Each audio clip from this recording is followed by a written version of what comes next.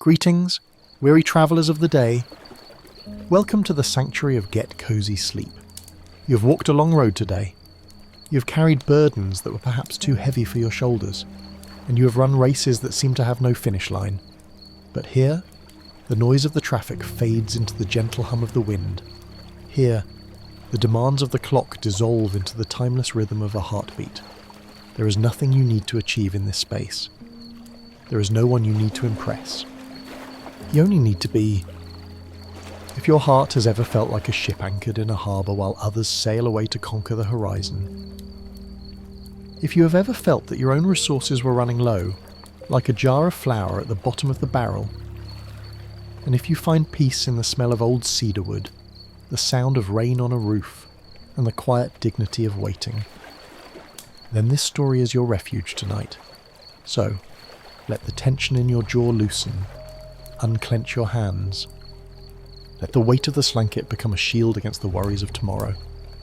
Close your eyes. Let the walls of your room melt away like mist in the morning sun. We are travelling back 2,000 years to the northern hills of Galilee. The air here is turning crisp, carrying the scent of dry limestone and approaching rain. The village is small, the shadows are long, and the story is just beginning. Breathe in the ancient peace. Exhale the modern chaos. The Carpenter's Guest. The wind that swept down from the heights of Upper Galilee that afternoon was not a polite guest. It did not ask for permission to enter the valley. It simply took. It rushed through the wadis, those dry riverbeds carved into the earth like ancient scars, and it whistled through the gnarled branches of the olive groves, turning the leaves over so that the hillsides rippled in sudden flashes of silver and grey. It was the kind of wind that spoke of change. It carried the metallic scent of distant rain and the biting promise of a winter that would be harder and colder than the last. At the very edge of the village of Cana, where the cluster of stone houses gave way to the open, rugged fields, stood a small dwelling that seemed to huddle against the landscape for warmth. It was a humble structure, built of the pale, rough-hewn limestone common to this region, with a flat roof thatched with layers of reeds and dried mud. To a stranger passing by on the main road to Nazareth, it might have looked like any other house, a silent box of stone turning gold in the fading light. But to Sarai, it was a fortress of memory. Sarai stood now in the doorway, her small frame silhouetted against the dim interior of the house. She was a woman etched by time, her face a map of fine lines that told stories of laughter that had long since quieted, and of sorrows that had settled deep into the bone. She wore a tunic of undyed wool, frayed slightly at the hem, and a shawl the colour of dried earth wrapped tight around her shoulders against the chill. She watched the sky. The horizon to the west, usually a reliable canvas of oranges and pinks at this hour, was bruising into a deep, angry purple. The clouds were banking up, layer upon layer, like an approaching army. Close the shutters. Sarai, she whispered to herself, her voice rasping slightly in the dry air. It was a habit she had developed over the last 3 years, speaking aloud to fill the silence that her husband, Eli, had left behind. She stepped back inside and pulled the heavy wooden lattice shut. The hinges groaned, a sharp, rusted complaint that echoed in the empty room. That sound always made her flinch. Eli would have oiled them. Eli would have known exactly which mixture of animal fat and olive oil to apply to make the wood sing rather than scream. But Eli was gone, sleeping in the earth on the other side of the hill, and the hinges remained dry. The interior of the house was dim, lit only by the grey light filtering through the cracks in the shutter, and the faint amber glow of a single clay oil lamp sitting on the low wooden table. The room was sparse, almost painfully so. There was a sleeping mat rolled neatly in one corner, a weaving loom standing idle against the wall like a harp with no strings, and in the centre, the hearth, cold now, a circle of blackened stones waiting for a fire she was hesitant to build. Poverty, Sarai had learned, was not a sudden event. It was not a thief that broke in at night and stole everything at once. No, Poverty was a slow erosion. It was the tide that went out and never quite came back in. It was the oil jar that became lighter each week. It was the tunic that became thinner with each washing. It was the silence that grew louder. She moved across the packed earth floor, her leather sandals making a soft scuff-scuff sound. She approached the far corner of the room, the area she tried to avoid looking at during the day. This had been Eli's corner. It was still there, untouched, preserved in a layer of fine, grey dust.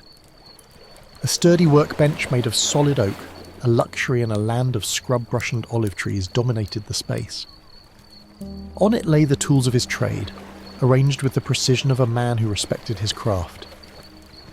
There was the adze, its iron blade curved like a bird's beak, used for smoothing rough timber. There was the mallet, its wooden head pitted and worn from years of striking. And there were the chisels, a row of them, the handles polished smooth by the sweat and oil of his hands. Sarai stopped a few feet away. She clasped her hands together, tucking them into the sleeves of her tunic. She could almost smell the cedar shavings and the fresh sawdust that used to perfume this house. It was a scent of life, of creation, of things being fixed and made new. Now, the air only smelled of stale ash and the dampness of the coming storm.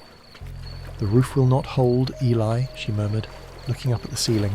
Above her, the thatch was dark and sagging.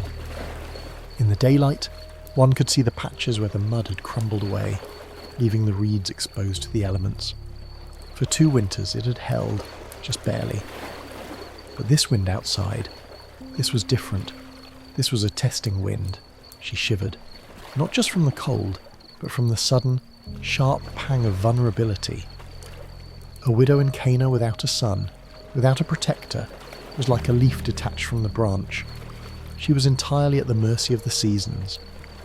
She turned away from the workbench, unable to bear the sight of the silent tools any longer. Her stomach gave a quiet growl, a reminder of the hour. "Supper," she said, the word sounding hollow. She walked to the large earthenware jar that stood near the hearth. It was a beautiful jar, tall and wide, with 2 handles looping gracefully from the neck. It had been a wedding gift 40 years ago, filled to the brim with fine wheat flour. Sarai knelt beside it. The floor was cold against her knees. She reached out and lifted the heavy wooden lid. She did not need to look inside to know what was there. She knew the geography of that jar better than she knew the lines of her own palm. She knew how deep she had to reach now. She knew the sound her cup made when it scraped against the bottom. She leaned over, peering into the dark mouth of the vessel. It was not empty. Not yet. But what remained was a landscape of scarcity. A small white dune of flour huddled at the very bottom, surrounded by the vast glazed emptiness of the clay walls. It was enough for 1 cake, perhaps 2, if she made them thin as parchment. Just enough for the storm, she thought.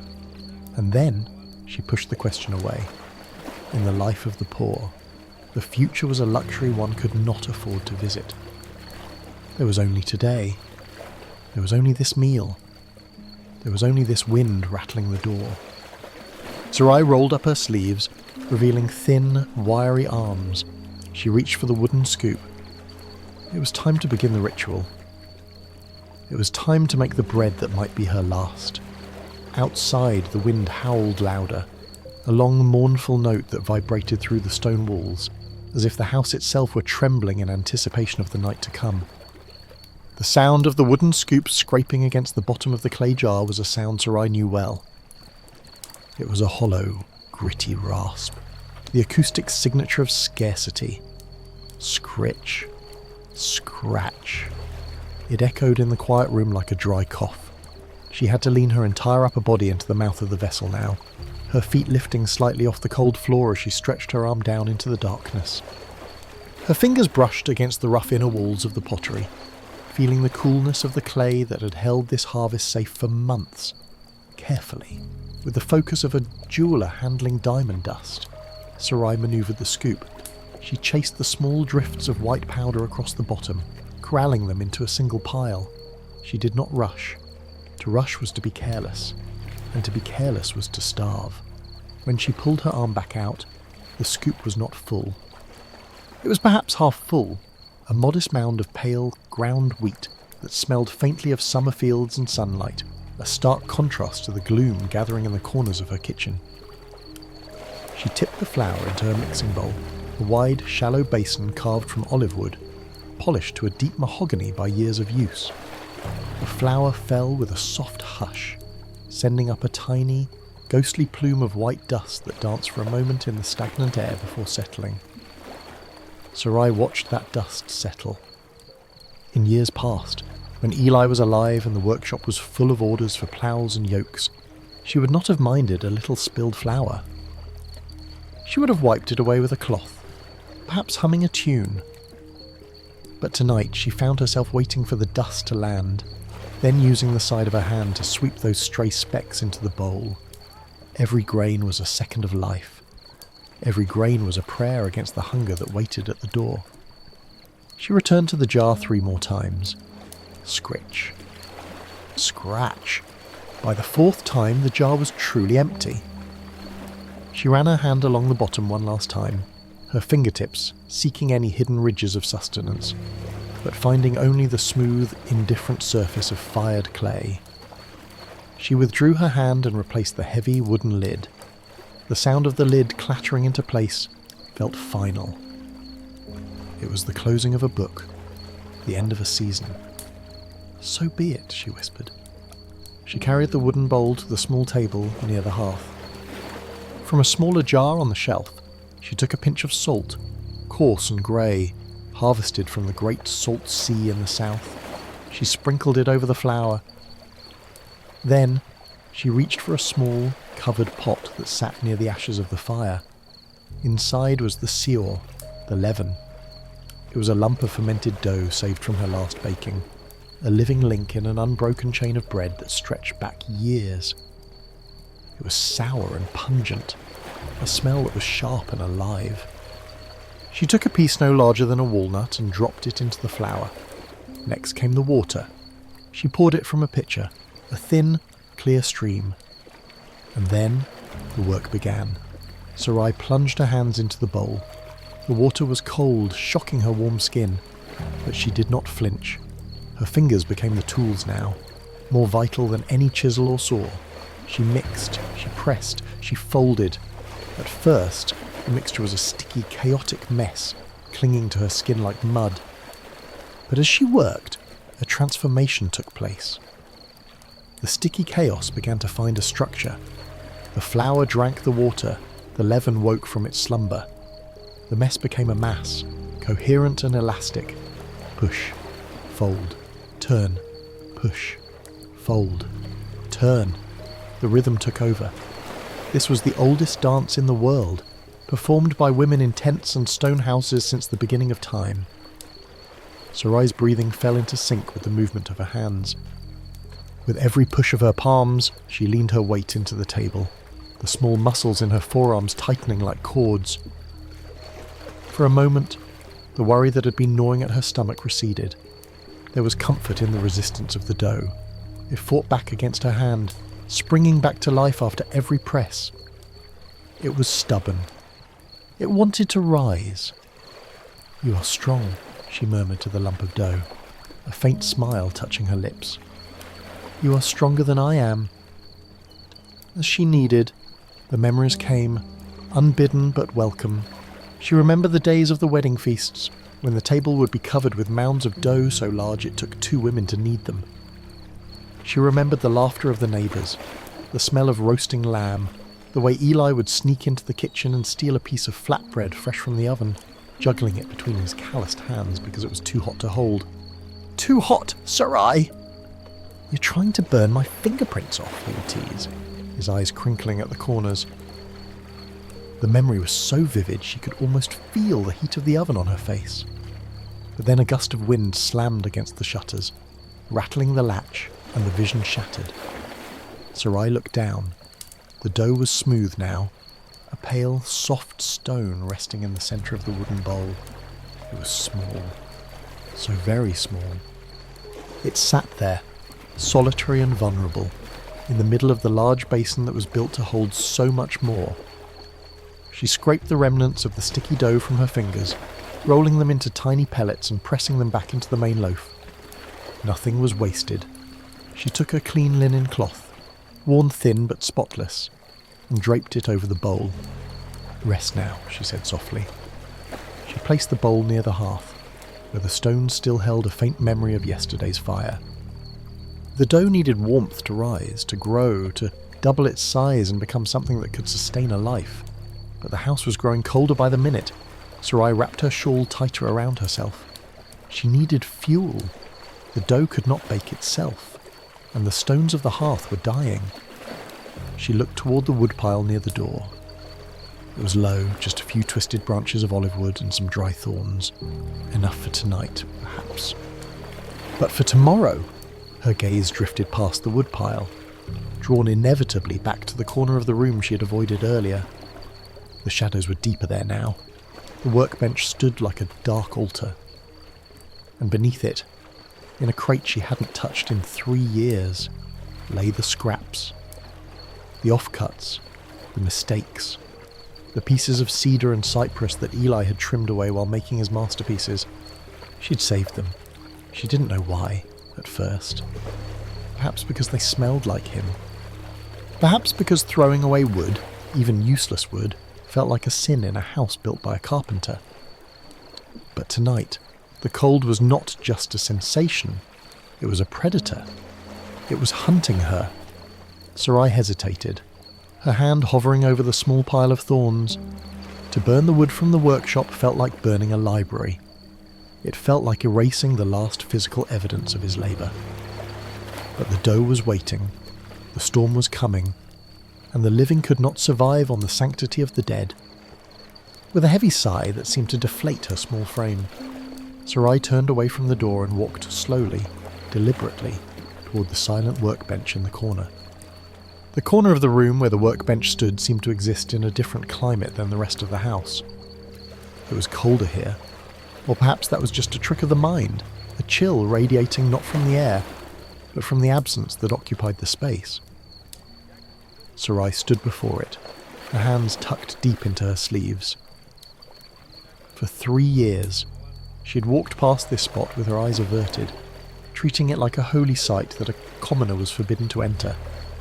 She dusted around it, she swept beneath it, but she never truly looked at it. To look was to admit that the hands which once ruled this small kingdom were gone forever. But tonight, the hunger in the air and the howling wind outside had stripped away her hesitation. Necessity was a cruel priest. It demanded entry into the most sacred of places. She took a step closer. The smell was faint now, but it was still there, the resinous sharp tang of cured wood and the metallic bite of iron. It was the scent of her marriage. While other women's houses smelled of lentils and sheep's wool, Sarai's house had always smelled of the forest. Her eyes traced the surface of the bench. It was a slab of thick oak, scarred and pitted by 1,000 slips of the chisel and the driving of 1,000 nails. These scars were not imperfections, they were a history. Her gaze moved to the rack of tools hanging on the wall above the bench. They hung in disciplined rows, exactly where Eli had left them on his last day of work. There was the maksua, the plane, with its smooth wooden body and the iron blade he kept sharp enough to shave the hair from his arm. She remembered the sound it made, a rhythmic shh as it curled long, thin ribbons of wood from a rough plank. Those ribbons would pile up on the floor like fallen ringlets of golden hair, and she would sweep them up to start the morning fire. Next to it hung the bow drill, its leather thong stiff with age, and the draw knife, its 2 handles worn dark and shiny by the oil of his palms. Sarai reached out. Her hand trembled slightly. A withered leaf caught in a draught. She extended a finger and touched the handle of the heavy mallet. It was cold. So cold it burned. A sob rose in her throat, sudden and violent, but she swallowed it down. She did not have the energy for tears. Tears required water, and she was dry as the dust that coated the iron saw blade. "I am sorry, Eli," she whispered, her voice barely audible over the rising wind outside. But the fire needs to eat, too.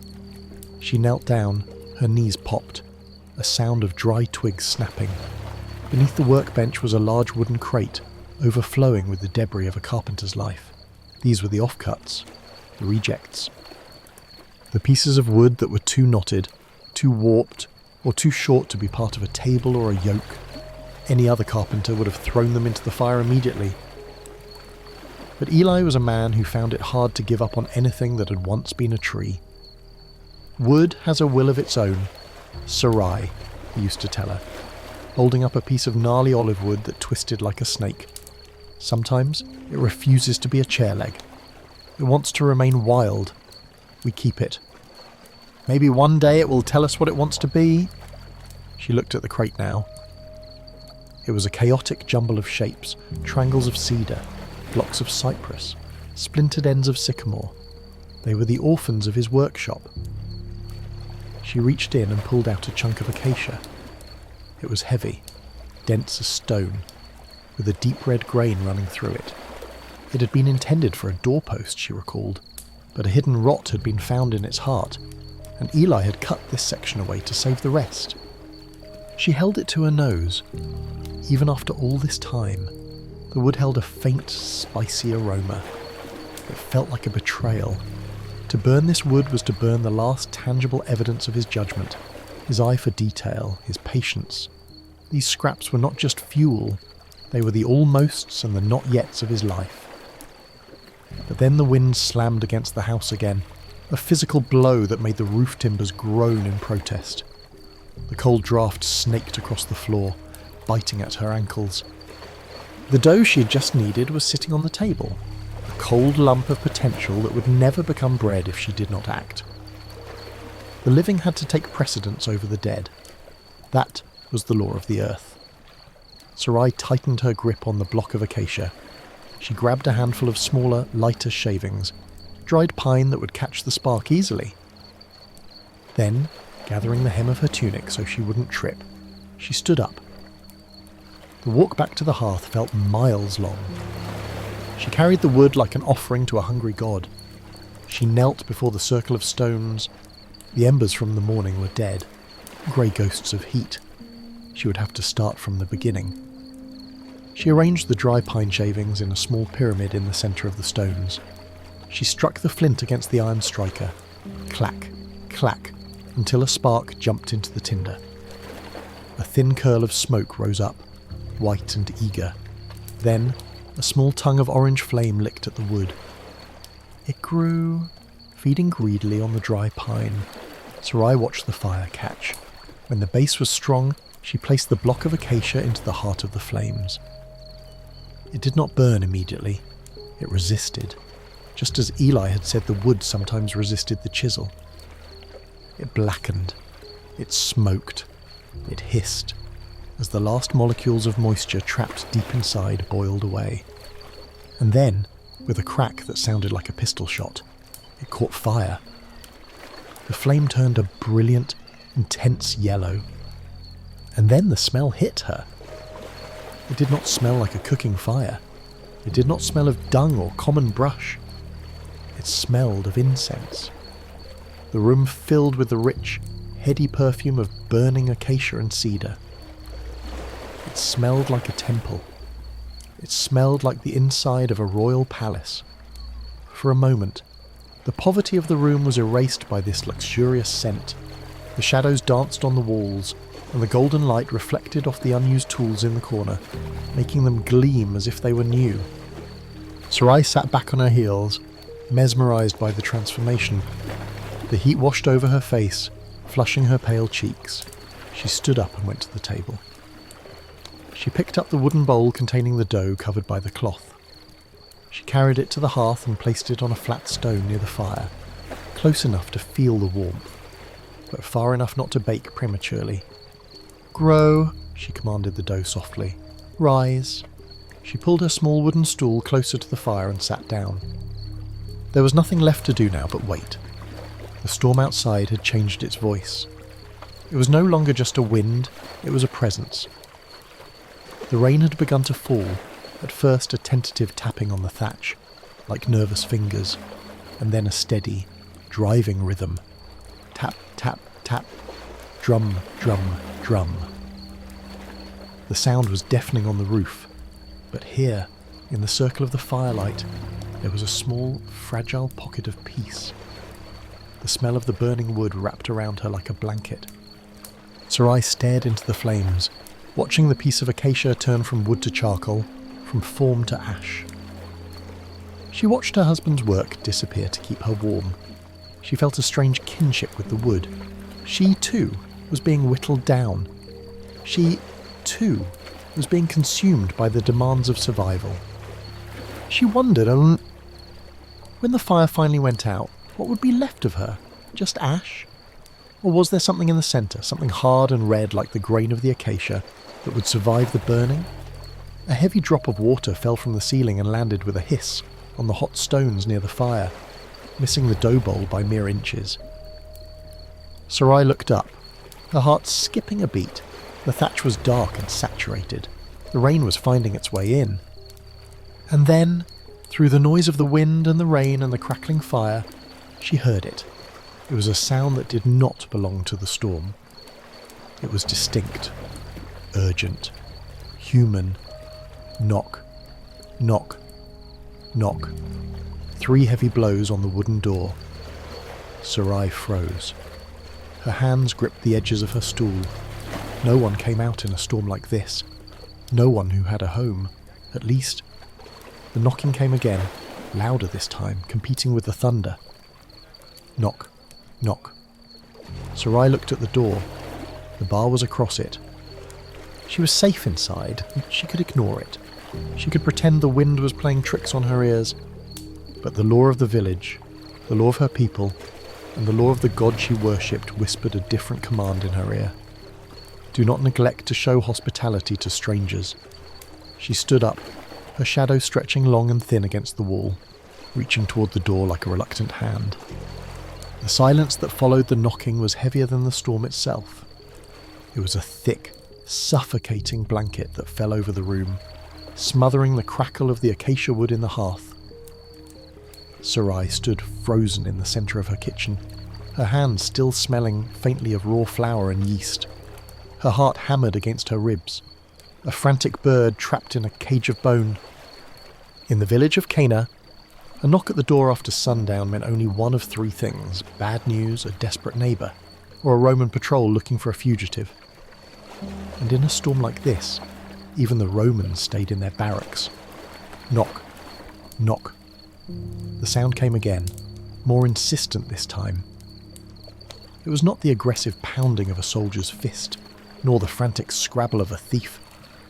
It was a heavy, rhythmic thud, the sound of knuckles that were used to working with stone or wood, knuckles that did not bruise easily.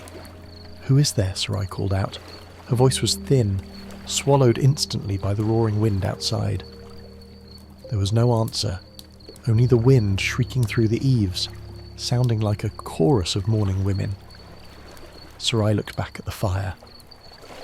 The flames were dancing wildly now, agitated by the draughts leaking through the door frame. The dough, her precious final loaf, sat quietly on the warm stone, oblivious to the intrusion. If she opened the door, the cold would rush in. It might kill the yeast. It might ruin the rising. To open the door was to risk the only sustenance she had left. But the law of hospitality was not a suggestion. It was woven into the very fabric of her people. It was as binding as the Sabbath. You were once strangers in the land of Egypt. The words of the Torah echoed in her mind, uninvited but undeniable. She wiped her hands on her apron, a nervous, jerky motion. She took a step toward the door, then another. The floor seemed to stretch out, the distance becoming a journey. When she reached the heavy timber door, she could feel the vibration of the storm on the other side. The wood was cold and damp to the touch. The wind was pushing against it, testing the hinges, demanding entry. "Who stands there?" she shouted again, leaning her forehead against the wood. A voice came through, muffled and distorted by the gale, but deep enough to vibrate through the planks. "A traveller," the voice said, "seeking shelter." It was a singular voice, not a group, just one man. Sarai hesitated. She was a widow, alone. Her husband's tools were sharp, but they were in the corner, too far to reach if this stranger meant her harm. She looked at the heavy wooden bar that secured the door, a thick branch of olive wood resting in iron brackets. It was her only defence. She placed her hands on the bar. The wood was rough against her palms. She took a breath, holding it in her lungs like a diver plunging into deep water. "Lord, be my shield." She lifted the bar. It was heavy, and her old shoulders protested. As she pulled it free from the brackets, the door groaned. The wind, sensing the weakness, shoved against the timber. Sarai had to brace her shoulder against the wood to keep it from flying open. She turned the iron latch and stepped back, letting the door swing inward. Chaos rushed in. The wind did not just enter, it invaded. It swirled around the room, scattering the pile of wood shavings, making the lamp flame dance violently in its clay reservoir. The temperature in the room plummeted instantly, the warm scent of baking bread replaced by the raw, metallic smell of wet earth and ozone. And there, framed in the doorway against a backdrop of thrashing darkness, stood the stranger. He was a tall man, though he was hunched slightly against the gale. A flash of lightning tore through the sky behind him, illuminating him in a stark, momentary brilliance before plunging him back into silhouette. He was not a beggar, though his clothes were in tatters. He wore a cloak that might once have been a deep russet colour, but was now stained dark with rain and mud. It hung heavy on his frame, dripping water onto her threshold in a steady, muddy rhythm. The hood was pulled low, obscuring his face in shadow. He did not step in immediately. He stood there, on the boundary between the storm and the sanctuary, waiting. "Peace be to this house," he said. His voice was like the grinding of two millstones, low, gritty, and incredibly weary. But there was no threat in it, only an exhaustion so profound it seemed to pull at the air around him. Sarai squinted, trying to see beneath the hood. "The peace of the Lord be upon you," she replied, the traditional greeting automatic, though her heart was still racing. "Come in, quickly. The wind takes everything." The man stepped over the threshold. He moved with a stiff, painful slowness, favouring his left leg. As he entered the circle of the lamplight, he reached up with a hand that was shaking from cold and pulled back his hood. Sarai drew in a sharp breath. He was older than she had expected, though not an old man. Perhaps 50 winters had passed over him, but they had been hard winters. His face was a landscape of exposure, skin leathery and tanned by relentless sun, etched with deep crevices around his eyes and mouth. His beard was thick and matted with rain, streaked with grey like iron filings mixed with silver. But it was his eyes that held her. They were dark, set deep beneath a prominent brow. They were the eyes of a man who had seen too much of the road, too much of the emptiness between cities. They were red-rimmed with fatigue, bloodshot and glassy. Yet there was no madness in them. There was a steady, quiet intensity, like the coals of a fire that has burned down but retains a fierce heat at its centre. He looked at Sarai, and for a moment she felt entirely seen. He did not look at her poverty. He did not look at the fraying hem of her tunic or the scarcity of her furniture. He looked simply at her. "I have no money," he said flatly. He held up his hands, palms open. They were large hands, calloused and scarred, the nails broken and dark with dirt. Robbers on the Jericho road. They took the donkey. They took the coin. Sarai looked at his hands. She knew those hands, not his specifically, but the kind of hands they were. They were not the soft hands of a scribe, nor the grasping hands of a merchant. They were working hands. Hands that understood the resistance of material. "We do not sell shelter here," Sarai said, finding a sudden strength in her voice. "We are not an inn. Close the door." The man turned and pushed the door shut against the wind. It took effort. He leaned his weight into it, his boots slipping slightly on the wet floor, until the latch clicked into place. He dropped the bar back into its brackets with a heavy thud. The silence returned, but it was different now. It was no longer empty. It was charged with the presence of another living soul. Water pooled around his feet, staining the packed earth floor dark. He shivered, a violent, full-body tremor that rattled his teeth. "Sit," Sarai commanded, pointing to the stool near the fire. "You're soaked to the bone." The man looked at the stool, then at Sarai, then at the fire. He seemed to be calculating whether he deserved the warmth. "I am wet," he murmured. "I will muddy your floor." "The floor is dirt," Sarai said sharply. "It is already mud. Sit before you fall." He obeyed. He moved to the fire and sank onto the stool with a groan of relief that was almost a prayer. He extended his hands toward the flames, his fingers splaying out to catch the heat. The steam began to rise from his wet cloak, carrying the smell of wet wool and the distinct, musky scent of the open road. Sarai watched him from the shadows. The danger had passed. This man was too weak to harm her. But a new problem had arrived. She looked at the bowl of dough resting on the warm stone. It was small, just enough for one. She looked at the man's back. She could see the ridge of his spine through the wet tunic. He was starving. She knew the look of hunger. It sat on a person's shoulders like a yoke. Sarai felt a tightening in her chest that had nothing to do with the cold. It was the tightening of scarcity. The arithmetic of survival was simple. One loaf divided by two meant half a life for each. She had prepared herself to eat the last meal and die. But was she prepared to give half of it away and die sooner? The man did not ask for food. He simply stared into the fire, mesmerized by the dance of the acacia flames. He seemed content just to be out of the wind. Sarai turned back to the table. She picked up the knife she used to cut the dough. The handle was smooth and familiar. She looked at the white rising mound in the bowl. It had grown slightly, the yeast working its magic even in the chaos. "God of Abraham," she whispered under her breath, a plea that was half complaint, half submission. "You send me a guest, but you forgot to send the grain." She took the dough from the bowl.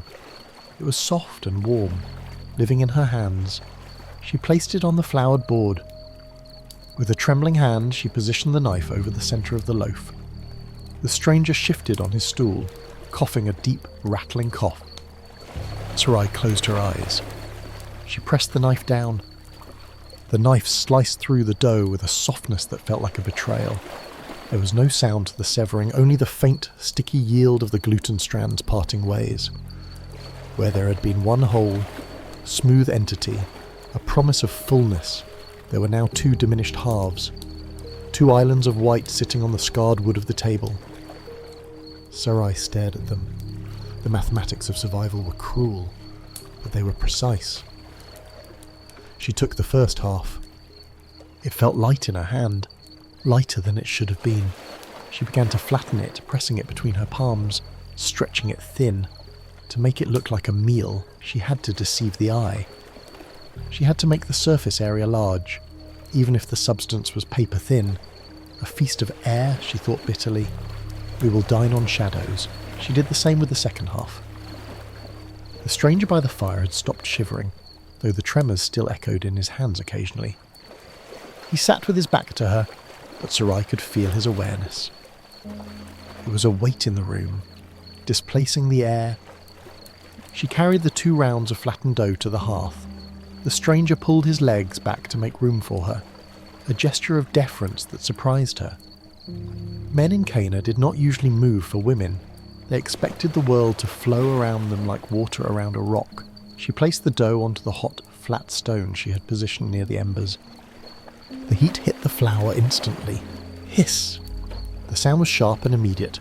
The dough began to bubble, small pockets of air trapping the heat, rising and blistering into golden brown peaks. The smell of baking bread, that ancient universal perfume of life, began to rise, battling the damp, woolly stench of the storm. It was an intoxicating aroma. It triggered a cramp in Sarai's stomach so violent she almost doubled over. Her body, realizing that food was imminent, woke from its apathy and demanded to be fed. She sat back on her heels, watching the bread, She did not look at the man. "Acacia," he said. The word hung in the air, low and resonant. Sarai looked up, startled. "What?" The stranger was not looking at the bread. He was looking at the fire. He was looking at the charred remains of the block of wood she'd sacrificed earlier. The heart of the wood was still glowing a fierce, pulsating crimson, refusing to turn to ash without a fight. "The wood," the stranger said, turning his head slowly to look at her. His eyes, now reflecting the firelight, seemed to burn with a strange recognition. "You are burning acacia. Shittim wood. Red grain. Hard as iron." Sarai felt a flush of shame creep up her neck. To burn such wood was wasteful. It was wood meant for cabinetry, for dowry chests, for the pillars of the tabernacle itself. "It is dry," she said defensively, her voice tight. "It burns hot." "It is expensive," he countered gently. He reached out a hand toward the fire, not to warm himself, but as if to bless the dying log. "A carpenter does not throw acacia into the fire unless—" He let the sentence trail off.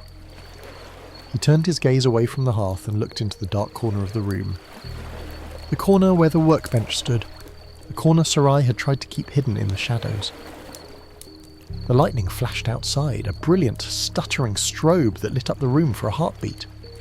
In that flash, the tools on the wall were illuminated. The saw with its jagged teeth, the curved adze, the heavy iron hammer. They gleamed like weapons in an armoury. Darkness returned, but the secret was out. The stranger stared at the corner for a long time. The silence stretched, filled only by the pop of the baking bread and the unrelenting drum of the rain on the thatch. "He's gone?" the man asked. He did not point. He did not need to. 3 years, Sarai answered. The words were automatic, a recitation she had given 100 times at the market. But tonight, saying them to this man who smelled of sawdust and rain, they felt different. They felt like a confession. The stranger nodded slowly. He looked back at his hands, rubbing the calloused thumb of his right hand over the palm of his left. "The tools are good," he murmured. "They are silent." "They are useless," Sarai snapped, the bitterness spilling over. "They cannot cut the wind. They cannot build a wall against hunger. They just hang there, gathering dust while the roof rots above them." She regretted the outburst immediately. It was unseemly to burden a guest with her grief. But the storm had loosened something in her, shaken the mortar of her composure. The stranger did not take offence. He looked up at the ceiling. His eyes narrowed, scanning the beams, the layers of reed and mud that were currently under assault. "The roof," he said, his voice shifting tone. It was no longer the voice of a weary traveller. It was the voice of a professional assessing a problem. "The pitch is wrong. The water is pooling in the centre valley. It should run off to the eaves." Sarai let out a short, harsh laugh. "Tell the wind that... Tell the rain to run uphill." "Gravity obeys the builder, if the builder is wise," he said softly. He leaned forward and flipped the flatbreads on the stone. His movement was deft, unafraid of the heat. He did it before Sarai could even reach out. He handled the bread with a reverence that made Sarai pause. "It is ready," he said. He picked up one of the hot rounds. He did not toss it from hand to hand to cool it. He held it, letting the heat seep into his frozen palms. He closed his eyes and inhaled the steam rising from the crust. "Barley," he whispered. "The bread of the poor, the bread of the earth." He opened his eyes and looked at Sarai. He held the bread out to her. "Eat," he said. "It is yours," Sarai said, gesturing to the loaf. "You are the guest. We will eat together," he insisted. He tore the round loaf in half. The sound of the crust cracking was sharp, a pistol shot of provision. He handed her the larger half.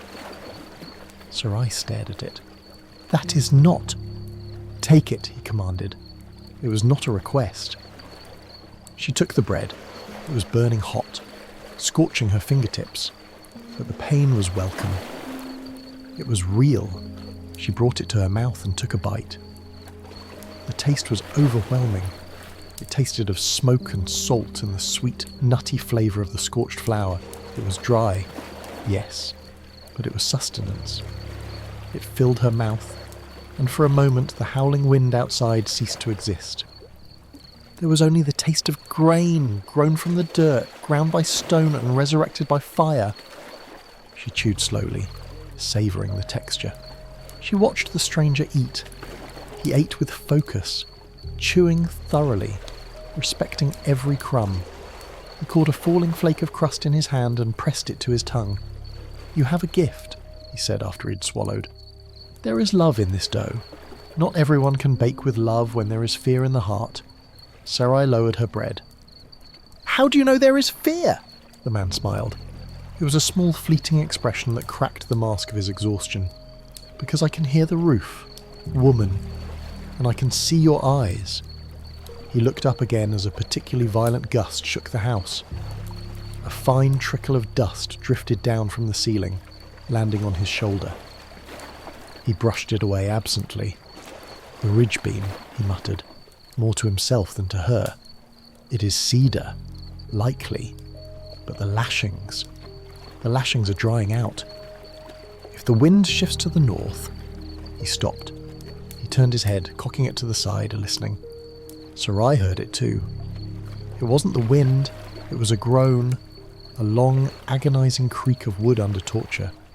It came from above their heads, deep within the structure of the roof. Creak! It sounded like a ship breaking apart on a reef. Sarai dropped her bread. Her hands flew to her mouth. "The beam!" she gasped. The stranger was on his feet instantly. The lethargy of the cold was gone. He stood tall, his head almost brushing the low ceiling. He reached out a hand to steady the lamp, his eyes locked on the darkening patch of thatch directly above the workbench. "Do not move," he ordered. His voice was suddenly steel. "Stay by the fire." "What is happening?" Sarai cried, shrinking back against the wall. "The winter is trying to come in," he said grimly. He took a step toward the corner, toward the sacred, forbidden corner of Eli's workshop. He didn't look at Sarai for permission. The emergency had suspended the rules of etiquette. He walked up to the wall where the tools hung. He reached out and took the heavy iron hammer. He weighed it in his hand, feeling its balance. Then he took the chisel.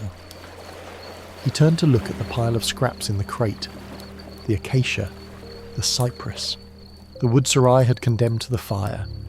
"I will need wood," he said, "and I will need light." Sarai stared at him. The man who had been a beggar a moment ago was now taking command of her house, and strangely, terrifyingly, she found herself nodding. The moment the stranger's hand closed around the handle of the iron hammer, the air in the room seemed to shift. It was a subtle change, like the drop in pressure before a thunderclap, but Sarai felt it in the marrow of her bones.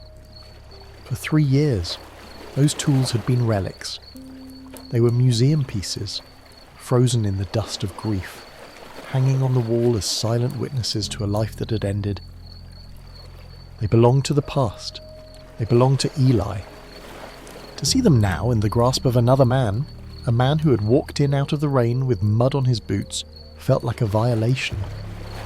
It was a desecration of a shrine. "No," Sarai whispered, the word escaping her lips before she could check it.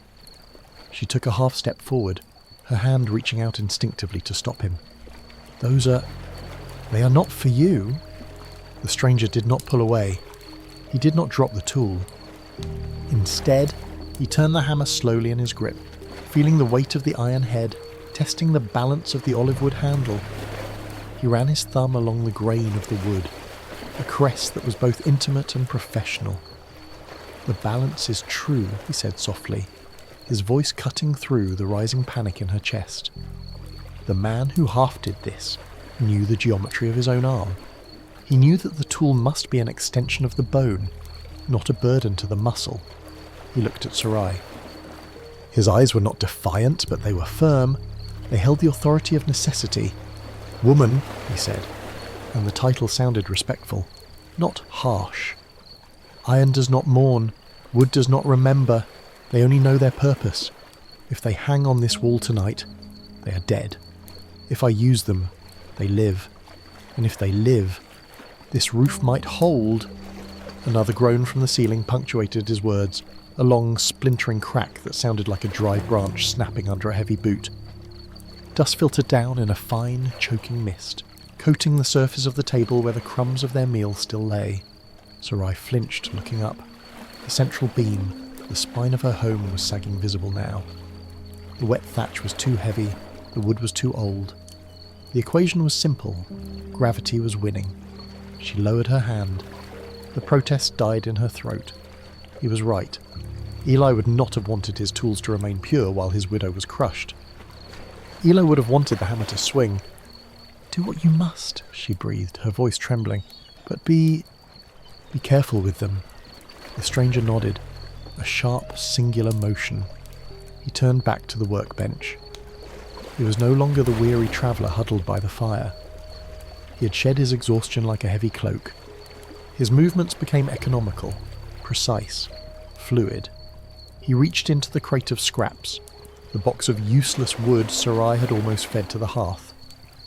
He rummaged through the jumble of cut-offs, his hands moving with the speed of a man who can see with his fingertips. He pulled out a length of cypress. It was a rough, triangular wedge, an offcut from a rafter beam. He held it up to the dim light of the oil lamp. He turned it over, inspecting the grain, checking for knots or rot. "Cypress," he muttered. "Gopher wood. It resists the water. It is strong in compression." He placed the wood on the bench. He didn't ask where the vise was. He found the wooden clamps attached to the side of the table and tightened them around the wood with a few quick turns of the screw. Then he reached for the saw. The sound of the saw biting into the wood was the sound of resurrection. Rrsh, rrsh. The rhythm was aggressive, purposeful. The teeth of the saw tore through the fibres of the cypress, spitting out a spray of pale, fragrant sawdust that danced in the lamplight. Sarai stood by the hearth, clutching her shawl tight around her throat. She closed her eyes. In the darkness behind her eyelids, time dissolved. The sound, it was exactly the same. The pitch, the cadence, the pause on the backstroke. It was Eli. For 40 years, that sound had been the soundtrack of her mornings. It was the sound that told her she was safe, that life was proceeding as it should, that the man she loved was building something new in the corner of their world. For a terrifying, beautiful moment, she allowed herself to believe that if she opened her eyes, she would see Eli's broad back, his grey hair tied back with a leather thong, his shoulders moving in time with the saw. Rush. "Light," the stranger commanded, breaking the spell. "Bring the lamp closer. I need to see the line." Sarai opened her eyes. The ghost vanished. It was the stranger, the man with the deep, sorrowful eyes and the scarred hands, who stood at the bench. But the resentment was gone now, replaced by a strange, awe-filled curiosity. She picked up the clay lamp. Her hand was steady. She walked to the workbench and held the light high, as she had done 1,000 times for Eli when the winter days grew short. The stranger did not look at her. His focus was absolute. He was cutting the cypress wedge into a specific shape. A cleat, she realised. A brace to shore up the failing beam. He finished the cut. The piece of wood fell onto the bench with a solid thump. He picked it up and reached for the chisel. He placed the sharp edge of the tool against the wood. He raised the mallet. Thwack. The sound was sharp, decisive. A curl of wood pared away, clean and smooth as a ribbon. The steel is good, the stranger noted, not stopping his work. It has been tempered well. He knew fire. Your husband. He was a master, Sarai said, the pride swelling in her chest, pushing back the fear. He built the synagogue doors in Nazareth. He built the yoke for the oxen of the governor. A yoke, the stranger repeated, pausing for a fraction of a second. His face softened, a shadow passing over his eyes.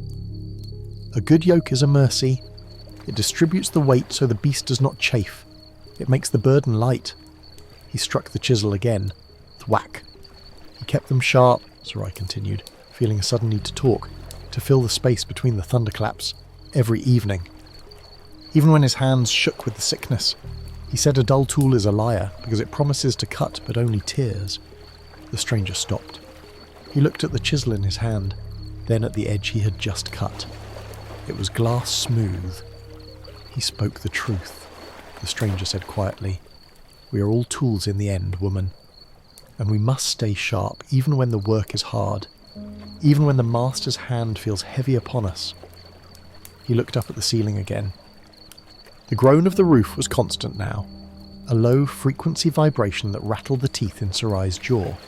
A trickle of water had begun to run down the wall behind the workbench, painting the limestone a dark, slick black.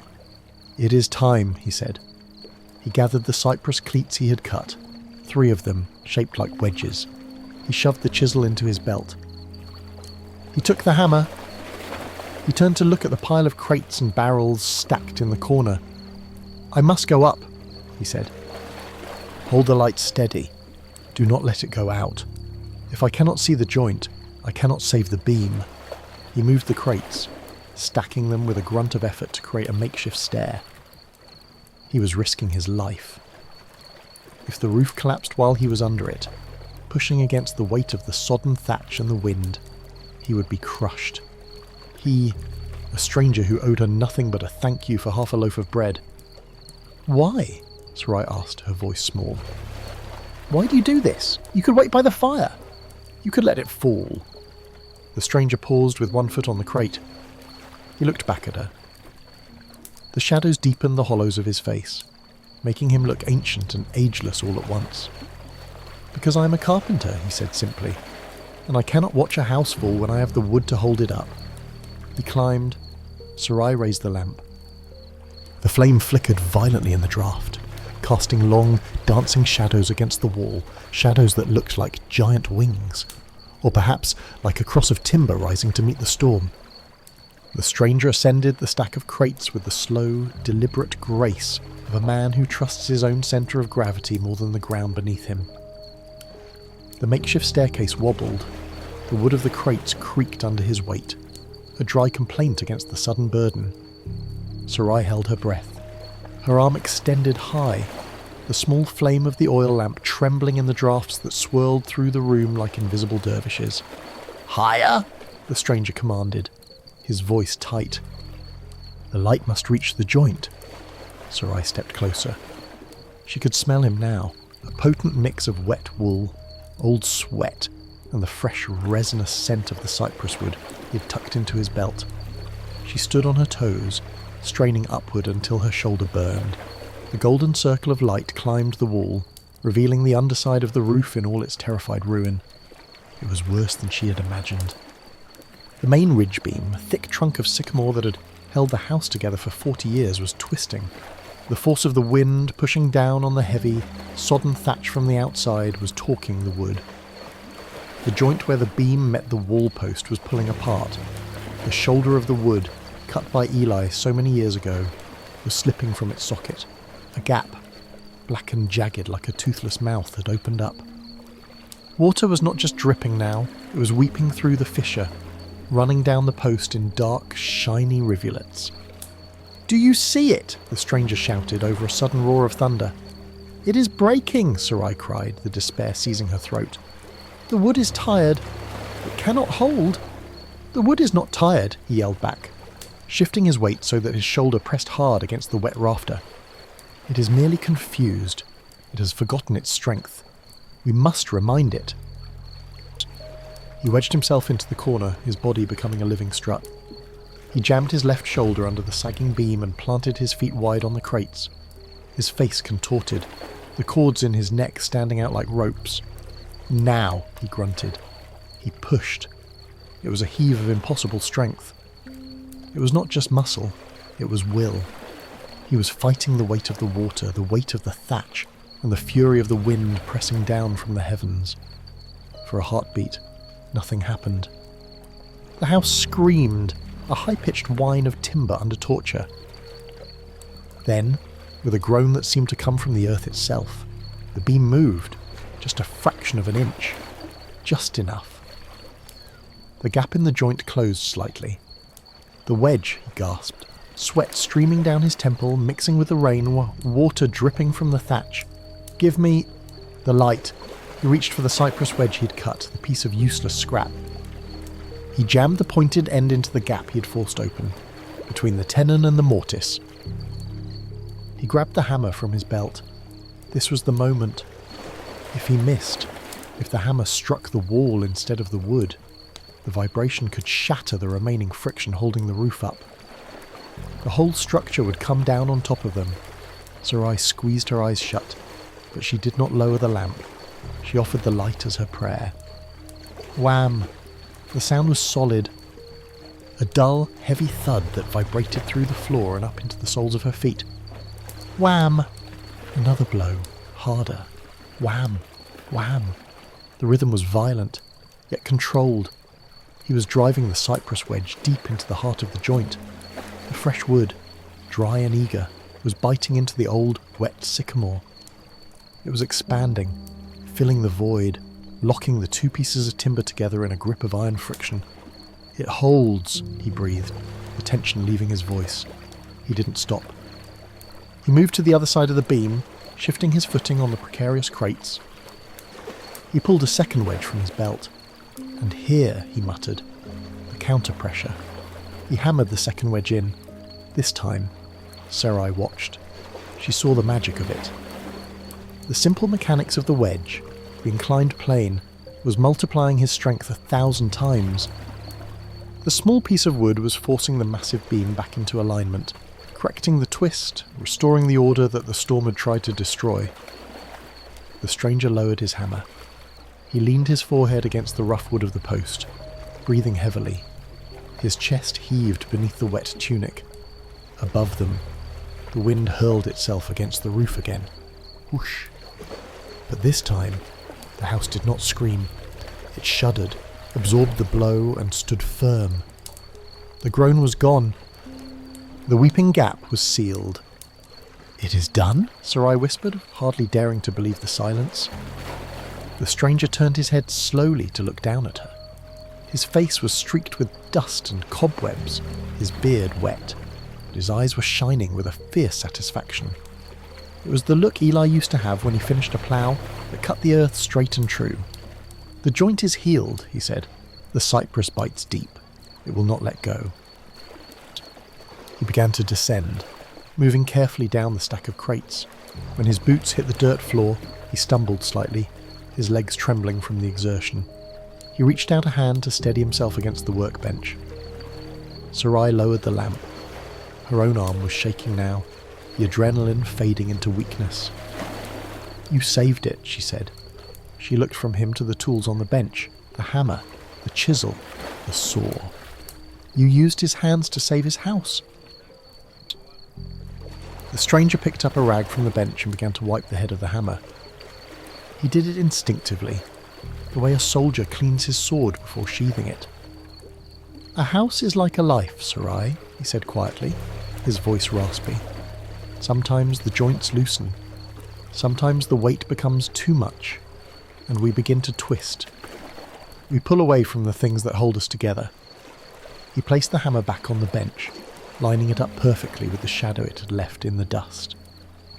"We think we need to be rebuilt from the ground up," he continued, looking at the fire. "But often, we only need a wedge. A small piece of something strong, driven into the crack, to remind us of who we are." He looked at her then, and Sarai felt a shiver that had nothing to do with the cold. "You were the wedge tonight," she said. He shook his head. "No. The wood was here. The tools were here. I was just the hand." He walked back to the fire and sat down heavily on the stool. The energy that had sustained him on the crates seemed to drain away, leaving him smaller, older. He wrapped his cloak around himself. Shivering again, the storm raged on outside, oblivious to the victory inside. But the quality of the noise had changed. It was no longer the sound of an impending execution. It was just noise. The house was no longer a victim. It was a fortress. Sarai looked at the stranger's back. She looked at the half-eaten loaf of bread still sitting on the table. She realised then that the roof was not the only thing that had been broken in this house. And it was not the only thing that had begun to heal. She moved to the water jar. She poured a cup of water. It was cool and clear. She brought it to him. "Drink," she said gently. "The worker is worthy of his wages, and I have no silver, but I have water." He took the cup. His fingers brushed hers. His skin was rough, like bark, but warm. "Water is life," he said. He drank deeply, the water trailing into his beard. He lowered the cup and sighed, a long, ragged exhalation of contentment. "The storm will pass by morning," he said, staring into the embers. "The wind is shifting to the west. I can feel it in my knee." "And then?" Sarai asked. She didn't want to ask it. She wanted the night to last longer. This strange, terrifying, holy night where the dead tools sang and the roof held firm. "And then I must walk," he said. "Nazareth is a half-day's journey. There is work there." "You are a master," Sarai said. "I saw your hands. You could build a palace." He smiled, a wry, mysterious curling of his lips. "I have no desire for palaces. Palaces have stone hearts. I prefer cottages, sheepfolds, places where the draft gets in." He leaned back against the wall, his eyes drooping. The exhaustion was claiming him now, pulling him down into the dark, sweet waters of sleep. "Rest," Sarai whispered. "The roof will hold. You made sure of that?" "Yes," he mumbled, his voice thick with sleep. "It will hold. It is finished." His head tipped forward. His breathing deepened, becoming slow and rhythmic, matching the dying cadence of the rain. Sarai stood watch. She did not sleep. She sat on the other side of the fire, watching the stranger, watching the tools, watching the shadows dance on the ceiling that had been saved by a reject piece of wood. She felt a strange fullness in her heart, a sensation she hadn't felt in years. It was not the fullness of bread. It was the fullness of safety. She looked at the bag the stranger had left on the floor, the small, battered leather pouch he had carried in with him. It sat there, unassumingly, tied with a simple cord. She wondered what a man who had nothing carried with him. But she would not touch it. That was his secret. She closed her eyes, listening to the wind, and for the first time in 3 years she did not fear the morning. The storm did not end all at once. It did not retreat like a defeated army, fleeing the field in a chaotic rout. Instead, it withdrew slowly, reluctantly, like a heavy tide pulling back from the shore. The thunder, once a terrifying cannonade directly overhead, rolled away toward the hills of Naphtali in the east, its voice deepening into a low, distant grumble. The rain, which had hammered the roof with the violence of stones, softened into a steady, rhythmic weeping. And the wind, the great aggressor of the night, lost its teeth. It no longer shrieked, it merely sighed, brushing against the stone walls with the touch of a ghost passing through. Inside the house, a profound stillness settled over the room. It was the silence of survival. Sarai sat on her low stool, her back against the warm stones of the hearth. Her body ached with a fatigue that went deeper than muscle and bone. It was the exhaustion of the soul that has held its breath for too long. But she could not sleep. To sleep would be to let go of this moment, and she was not ready to release it. She watched the stranger. He was sprawled on the rush mat she had unrolled for him near the fire. He slept the sleep of the dead, or perhaps the sleep of the just. One arm was thrown over his eyes to shield them from the dying glow of the embers. The other rested on his chest, rising and falling with a slow, hypnotic cadence. In repose, the lines of pain on his face had smoothed out. He looked younger, less like a figure carved from granite and more like a man who had once been a boy, who had once run through fields and climbed trees. Yet, even in sleep, there was a power about him. His hands, resting open, were still the hands that had wrestled the roof beam into submission. Sarai let her gaze drift up to the ceiling.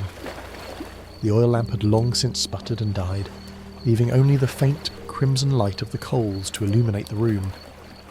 But even in the gloom, she could see it. The wedge, the piece of fresh cypress wood, pale and clean, was jammed tight into the dark, aged joint of the sycamore beam. It stood out like a bandage on a wound. It was a scar. Yes, but a scar was better than a grave. It was proof that the house had broken, but had not fallen. He used the scraps, she thought, the realization washing over her again. He used the wood I thought was worthless to save the things I thought were essential. She looked toward the corner where the crate of offcuts stood. It seemed different now. Yesterday, it had been a box of trash, waiting for the fire. Today, it was a treasure chest. It was a reservoir of potential. How many other things in her life, she wondered. Had she labelled useless simply because she did not have the eyes of a master carpenter? Sarai wrapped her shawl tighter. The temperature was dropping as the false dawn approached, the coldest hour of the night. Her mind drifted back to Eli.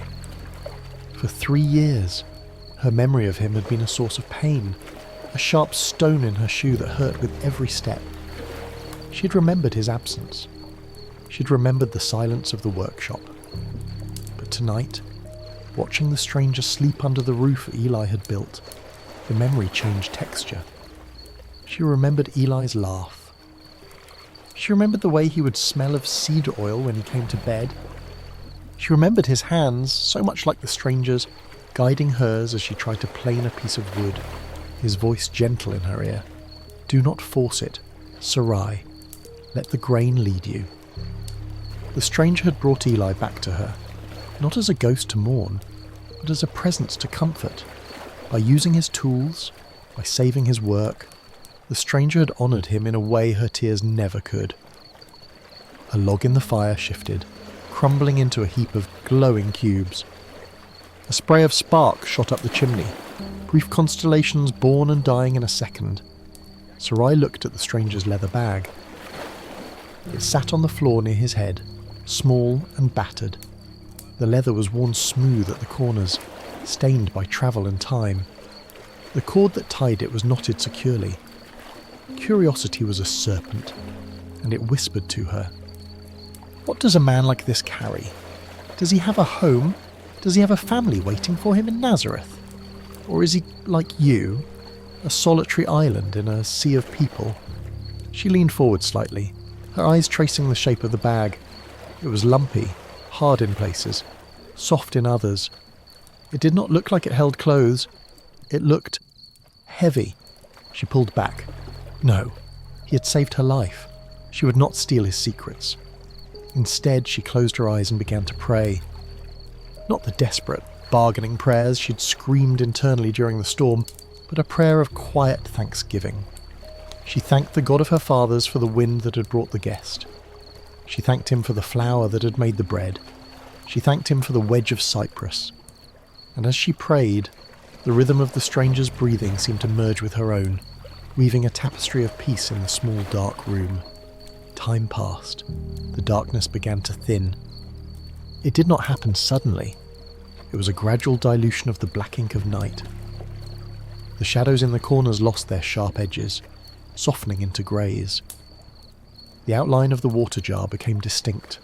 The tools on the wall emerged from the gloom, reclaiming their shapes, no longer monsters, but instruments. Outside, a single bird began to sing. It was a lark, perhaps, or a thrush. Its voice was tentative at first, a few trembling notes testing the air. Is it safe, it seemed to ask? Is the anger over? Then another bird answered, and another. Soon, a small, fragile chorus was rising from the olive groves, a song of defiance against the memory of the storm. Sarai opened her eyes. The light was changing. The red glow of the fire had surrendered to a cold, steel-blue illumination seeping through the cracks in the shutters. The morning had come. She stood up, her joints stiff and protesting. She moved quietly, not wanting to wake the guest. She went to the door. She needed to see the world. She needed to know what the storm had taken, and what it had left behind. Slowly, she lifted the heavy wooden bar, It felt lighter than it had the night before. She lifted the latch. She pushed the door open. The air that rushed in was cold, crisp, and shockingly clean. It smelled of wet earth, crushed herbs, and washed stone. It was the smell of a world that had been scrubbed raw. Sarai stepped out onto the threshold.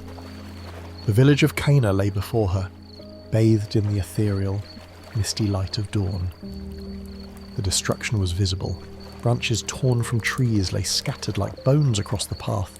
A neighbour's goat pen had lost its fencing.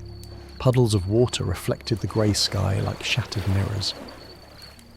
But the houses stood. The olive trees, though stripped of many leaves, were still rooted. She turned and looked at her own house. The thatch was dishevelled, looking like hair that had been ruffled by a rough hand. Mud had washed down the walls. But the roofline was straight. The sag that had terrified her for months was gone. The ridge stood true against the sky, held erect by the hidden strength of the cypress wedges inside. Tears pricked Sarai's eyes, not of sorrow, but of relief so profound it felt like pain. "It held," she whispered to the morning air. "Eli, it held." She heard a sound behind her, the scuff of a boot on the floor. She turned. The stranger was standing in the doorway. He had risen silently like a mist. He had pulled his cloak around him, the hood still down, revealing his face to the first light of day. He looked rested, the deep exhaustion of the night before replaced by a quiet alertness. He looked at Sarai, then past her, out at the wet, broken, beautiful world. "The morning is a good builder," he said softly. "It repairs what the night has broken in our minds." Sarai nodded, wiping her eyes with the back of her hand. "The storm was terrible. The storm was necessary," he corrected her gently. He stepped out beside her, his tall frame blocking the chill wind. "Without the storm, you would not have known the weakness of the beam, and without the weakness, you would not have strengthened it." He looked down at her. "Now, the house is stronger than it was before the clouds gathered. That is the way of things." He reached into his tunic and adjusted his belt. He was preparing to leave. The realization hit Sarai with a sudden, sharp pang of loss. The night was over. The crisis was past. And the presence that had filled her emptiness was about to depart. "You are leaving," she said. It was a statement, not a question. "The work is done," he replied. "And the road to Nazareth is long. The mud will be deep today." He turned back into the house to retrieve his bag. Sarai followed him, her heart sinking. She wanted to ask him to stay. She wanted to bake him another loaf. She had the flour. But she had nothing. The jar was empty. The woodpile was diminished. She had nothing to offer a man who could fix the world with a wedge of wood. He picked up his leather bag. He slung it over his shoulder. He looked at the workbench one last time, nodding a silent farewell to the tools. Then he turned to the table. He looked at the half loaf of bread, the portion she'd not eaten the night before. "You have bread for the journey," Sarai said quickly. "Take it, please. It is all I have." The stranger smiled. It was a full smile this time, reaching his eyes, crinkling the corners into a map of kindness. "I have eaten," he said, "and I am full. Keep the bread, Sarai of Cana. You may need strength for the cleaning." He walked to the door. He paused on the threshold, silhouetted against the brightening sky. "Peace be to this house," he said again. The same words he had spoken upon entering, but now they carried the weight of a promise kept. "And peace to the memory of the one who built it." And then he stepped out. Sarai watched him go. She watched his solitary figure walking down the muddy path, moving with a steady, purposeful stride toward the main road. He did not look back. She stood there until he disappeared around the bend of the hill, swallowed by the morning mist. She was alone again. But as she turned back into the quiet, empty room, she realized she was not quite as alone as she had been yesterday. The house felt different. It felt held. She walked to the table to clear away the crumbs, and that was when she saw it. There, On the wooden table, right where his leather bag had rested all night, sat a small drawstring pouch made of rough burlap. It wasn't hers. Sarai froze. Her heart skipped a beat. Had he forgotten it? She grabbed the pouch. It was heavy, heavier than a bag of stones, heavier than a bag of coins. It felt dense, living. She ran to the door. "Sir," she cried out. "Stranger, you forgot." But the road was empty. The mist had closed behind him like a curtain. Sarai stood in the doorway, clutching the heavy pouch to her chest. Slowly, she looked down at it. Her fingers trembled as she pulled at the rough twine that bound the neck of the bag. The knot gave way. The mouth of the pouch opened. Sarai looked inside, and then she gasped, a sound that was half sob, half laughter. The light from the open door flooded the room, cutting a sharp rectangle of brilliance across the packed earth floor. Dust motes danced in the shaft of morning sun, swirling in chaotic joy. But Sarai saw none of it.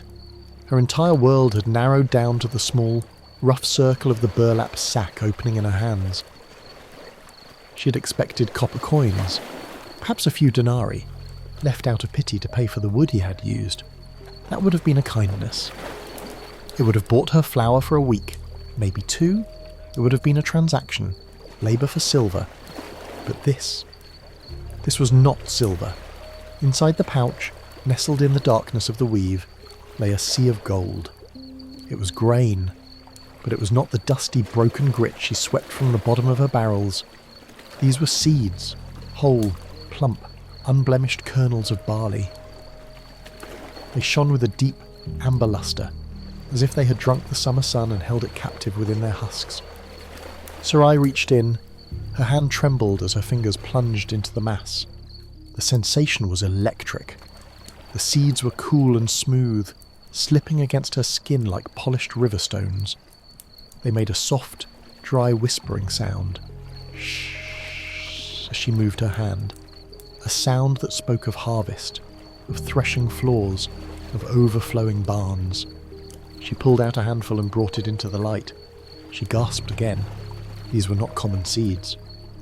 She knew grain. She had lived her life winnowing chaff from wheat.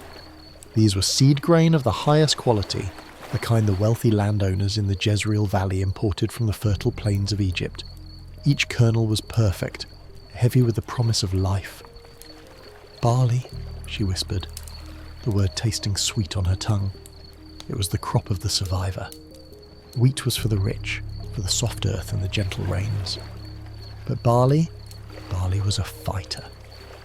It could grow in the rocky soil of Galilee. It could withstand the cold nights and the scorching days. It was the first grain to rise in the spring, the first sign that winter had been defeated. She looked at the bag. It was small, perhaps the size of a man's head, but the density of it was staggering. There was enough here to sow her entire garden plot 3 times over. This was not a meal. This was a future. Sarai's knees gave way. She sank onto the wooden stool, the bag clutched tightly in her lap. The magnitude of the gift washed over her, heavier than the storm. He had not left her money, which would have vanished in a market trip. He had left her potential. He had given her work. He had given her a reason to wake up tomorrow, and the day after that, and the day after that. He had answered her poverty not with a handout, but with a harvest. "Who are you?" she asked the empty room. "Who walks through a storm to fix a widow's roof and leaves a fortune on her table?" She looked at the empty flower jar standing in the shadows, the jar that had been the source of her despair only yesterday. The ritual of the flower had been a funeral rite, a scraping of the bottom.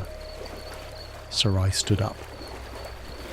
A new energy surged through her veins, flushing her cheeks.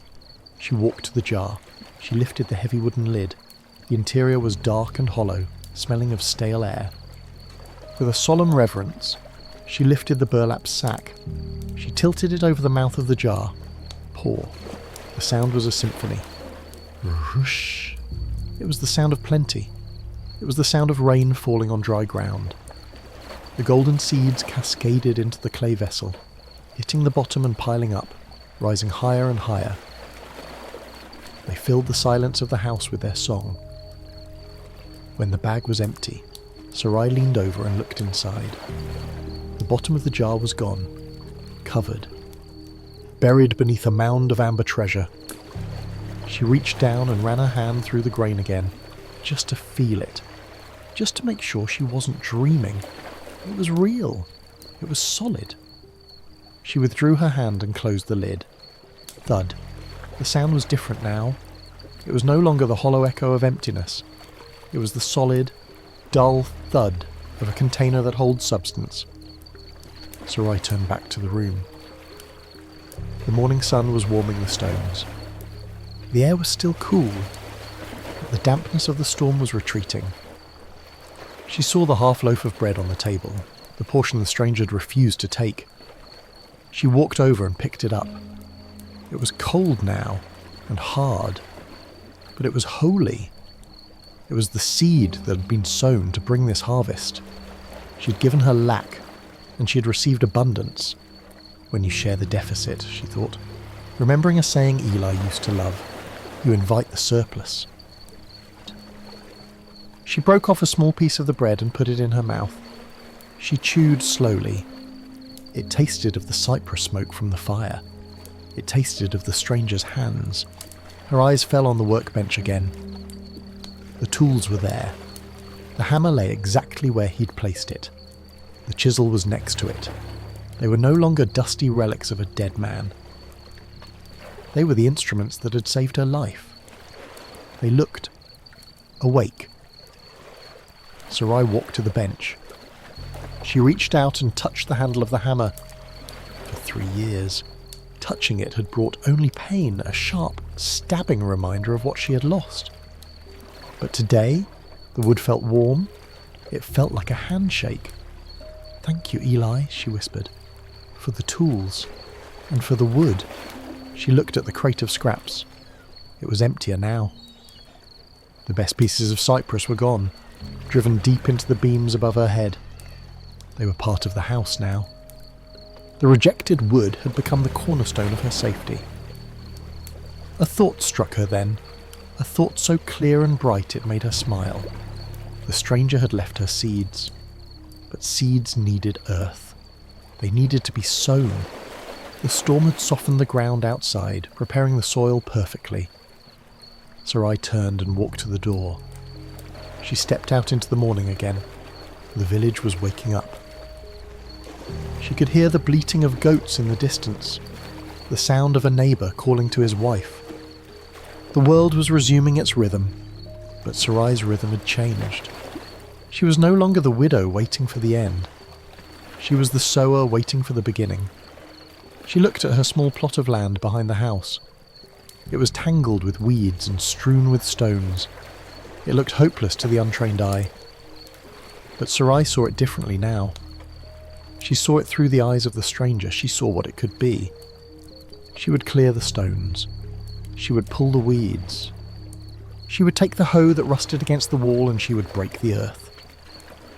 And she would plant the amber gold. And in the spring, she said aloud, her voice strong in the crisp air, there will be green, and then there will be white, and then there will be bread. She looked down the road one last time, toward the bend where the stranger had disappeared. The mist had cleared completely now. The road was empty, stretching out toward Nazareth, winding through the hills like a ribbon of pale chalk. She did not know his name. She did not know if she would ever see him again. But she knew that he had walked into the winter of her soul and planted a spring. Sarai turned back to her house. There was work to do. The floor needed to be swept of the mud. The fire needed to be built, not with the scraps of the workshop, but with the fallen branches the storm had kindly knocked down for her in the yard. She crossed the threshold, and as she did, a sudden gust of wind caught the door. It didn't slam. It moved gently, swinging on its hinges. Squeak. Sarai paused. She listened. The squeak was gone. She swung the door back and forth. Silent. She looked closely at the hinges. They gleamed with a fresh, wet sheen. He had oiled them. sometime in the night, or perhaps just before he left. The stranger had found the jar of olive oil and grease. He had taken the time, amidst the exhaustion and the storm, to tend to the small, screaming complaint of her door. Sarai touched the hinge. The oil was slick on her finger. She laughed then, a sound that bubbled up from deep within her chest, a rusty, unfamiliar sound that cracked the air. She laughed until tears ran down her face. He had fixed the roof to save her life. He had left the seeds to save her future, and he had oiled the door, just to give her peace. God of details, she whispered, wiping her eyes. You are the God of the great beams and the small hinges. She closed the door. It shut with a solid, silent clunk. The house was quiet, but it was no longer empty. The hoe was heavy. It was an ancient tool, the iron head pitted with the rust of 3 winters, the handle polished smooth by decades of Eli's grip and then roughened again by neglect. It leaned against the back wall of the house, half hidden by a tangle of dry vines, looking less like an instrument of agriculture and more like a forgotten relic of a bygone war. Sarai stood before it. She had changed into her oldest tunic, a rough garment of unbleached wool that she usually saved for scrubbing floors or whitewashing walls. She had tied her hair back with a scrap of linen, exposing her face to the cool, damp air of the late morning. She reached out and grasped the handle of the hoe. The wood was cold. It felt dead in her hands, lacking the vibration of the hammer she'd touched earlier. But as her fingers curled around the shaft, she felt a faint echo of familiarity. This was the weight of work. This was the weight of promise. We have slept long enough, she whispered to the tool. She lifted it. A flake of rust fell from the blade, landing silently in the dust. Sarai walked out the back door of the house, stepping into the small walled enclosure that had once been a garden. In the years before the silence, this patch of earth had been Eli's pride. He had grown onions that were sweet as apples, and herbs that the merchants in Sepphoris would pay silver to possess. But now it was a wilderness. The storm had beaten it flat, but the chaos was visible.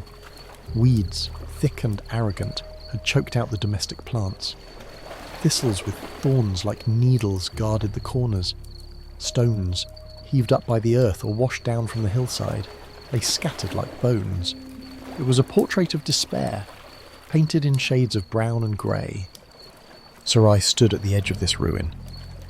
The burlap sack of golden barley seeds was safe inside the house, resting on the table, but seeds could not be thrown into thorns.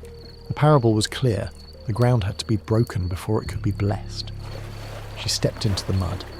It sucked at her sandals with a wet, squelching sound. Schlorp. She raised the hoe. Her shoulders, stiff with age, protested. Her back twinged. But she thought of the stranger's shoulder wedged under the beam. She thought of the sweat on his brow. She brought the hoe down. Thunk. The blade bit into the wet earth. It struck a stone, sending a jar of vibration up her arms, rattling her teeth.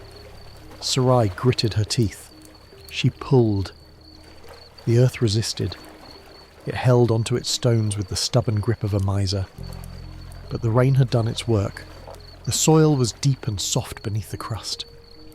With a grunt of effort, she levered the hoe back. The earth gave way. A large clod of soil turned over, exposing its dark, rich underbelly to the sun. A worm, surprised by the sudden light, wriggled frantically back into the dark. 1, Sarai counted. She struck again. Thunk, and again. Thunk. The rhythm was slow, agonizingly so. Every stroke was a negotiation with her own frailty. But there was a meditation in it.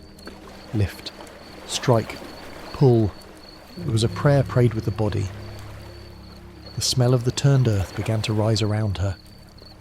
It was the scent of petrichor, that distinct, primal aroma of rain hitting dry ground mixed with the deep, fungal musk of the soil. It was a smell that went deeper than the lungs. It went straight to the memory. It smelled of beginnings. An hour passed, then 2. The sun climbed higher, burning off the last of the mist. Sweat began to trickle down Sarai's back. cooling instantly in the breeze. Her hands were cramping, her palms raw where the wood rubbed against the skin.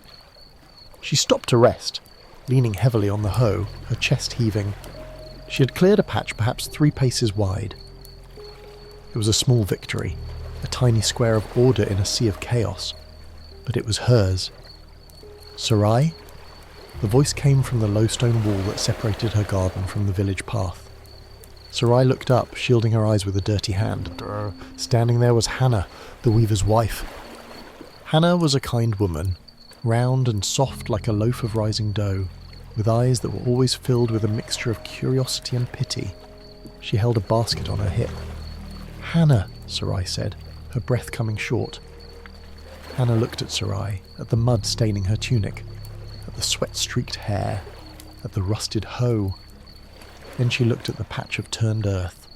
"The storm," Hannah said, shaking her head sympathetically. "It was terrible. Did it take your roof, Sarai? Is that why you're out here? Are you looking for something buried?" It was a natural assumption. In the village, a widow digging frantically in the mud after a storm usually meant she was salvaging the wreckage of her life. Sarai straightened up as best she could. She felt a sudden flash of pride.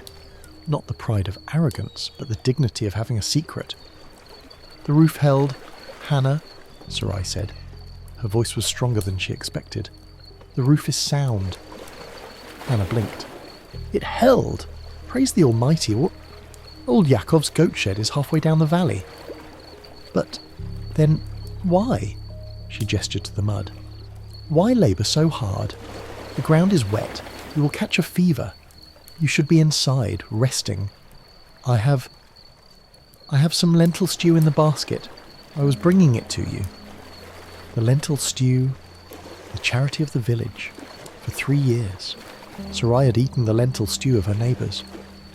She'd eaten it with gratitude, yes, but also with the bitter aftertaste of dependency. Today, looking at the dark, rich soil she had just turned, Sarai felt different. She didn't want the stew. She wanted the harvest. "You're kind, Hannah," Sarai said gently. "But I'm not digging for wreckage. I am preparing." "Preparing?" Hannah tilted her head. "Preparing for what? It is winter, Sarai. Nothing grows now. The planting season is past." "Barley is strong," Sarai said. She looked down at the earth, and the ground is soft. If I wait for the spring sun to dry the mud, the weeds will be trees. I must clear it now. Hannah looked at her with concern. She shifted the basket on her hip. Sarai could see the thought forming in her neighbour's eyes. The grief has finally taken her mind. The storm was too much. "Sarai," Hannah said softly, stepping closer to the wall. "Come inside. Put down the hoe. Let me warm the stew for you. There is no seed to plant." "The merchants have not come." Sarai looked at Hannah. She wanted to tell her. She wanted to run inside, grab the burlap sack, and pour the golden grain over the wall so Hannah could see the miracle. Look what the stranger brought. I am not a beggar anymore." But she stopped herself. The seed was precious. It was not a spectacle. It was a responsibility. To show it now would be to boast, and boasting was the chaff that the wind drove away. The stranger had not announced his work. He'd simply done it. "I have seed," Sarai said simply. A remnant from before." It was a half-truth, but it was enough. Hannah sighed. She clearly didn't believe it. Or perhaps she thought Sarai meant a handful of old, dead grain found in a forgotten jar. But she respected the madness of widows. "Very well," Hannah said. She set the small clay pot of stew on the top of the wall. "I will leave this here, in case the harvest is delayed." "Thank you, Hannah," Sarai said. Hannah lingered for a moment, looking at the small, defiant woman standing in the mud. Then she turned and walked away, her sandals slapping softly on the wet stones. Sarai watched her go. She looked at the pot of stew. She would eat it tonight, and she would be grateful. But it would be fuel for the work, not a replacement for it. She turned back to the garden. The wind picked up, rustling the dead thistles. It was cold, biting through her sweat-dampened tunic. Her arms were trembling with fatigue. The voice of reason, Hannah's voice, whispered in her ear, "Stop. It is foolish. You're old. The winter will kill whatever you plant." Sarai looked at the ground. She bent down and picked up a large, jagged stone that she had unearthed. It was heavy, coated in wet clay. It had occupied the space where 3 stalks of barley could have grown. She walked to the wall and threw the stone over. Clatter. "Room," she said to the empty air. "I am making room." She picked up the hoe again. Lift, strike, pull. She worked until the sun began to dip toward the western ridges. She worked until the shadows of the olive trees stretched across the garden like long, dark fingers. She worked until her hands were blistered and her back was a knot of fire. But when she finally stopped, leaning on the hoe and looking out over the enclosure, she saw it. A rectangle of dark, churned earth, 6 paces wide. 6 paces long, free of weeds, free of stones, open, waiting.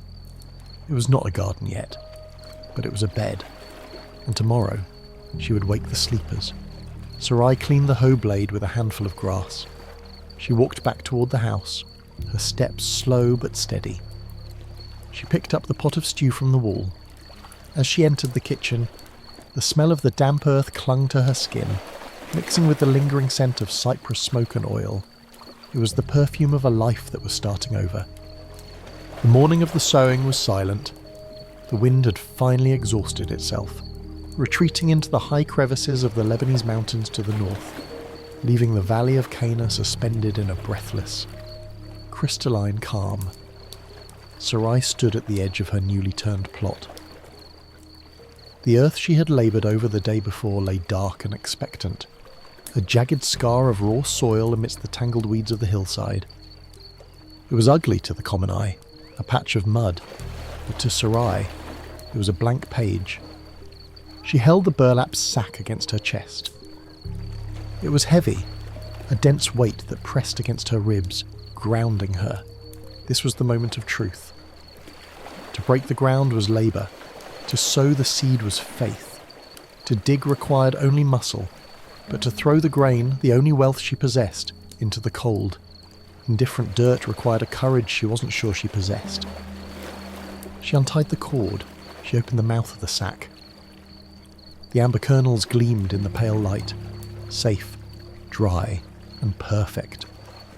They were money. She could take this bag to the market in Sepphoris and trade it for oil, for wool, for dried figs. She could buy safety for the winter. But if she did that, the bag would eventually be empty.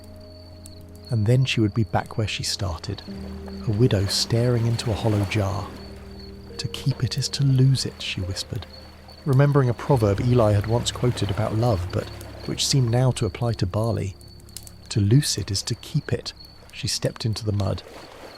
She reached into the bag and filled her hand. The seeds were cool, a fluid mass of potential. She took a breath. She swung her arm in a wide rhythmic arc, the ancient motion of the sower. Swish! The seeds left her hand.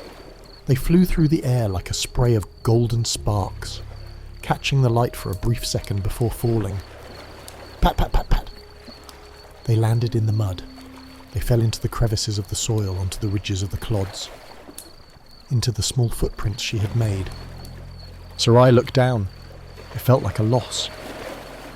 The gold was gone, scattered into the filth.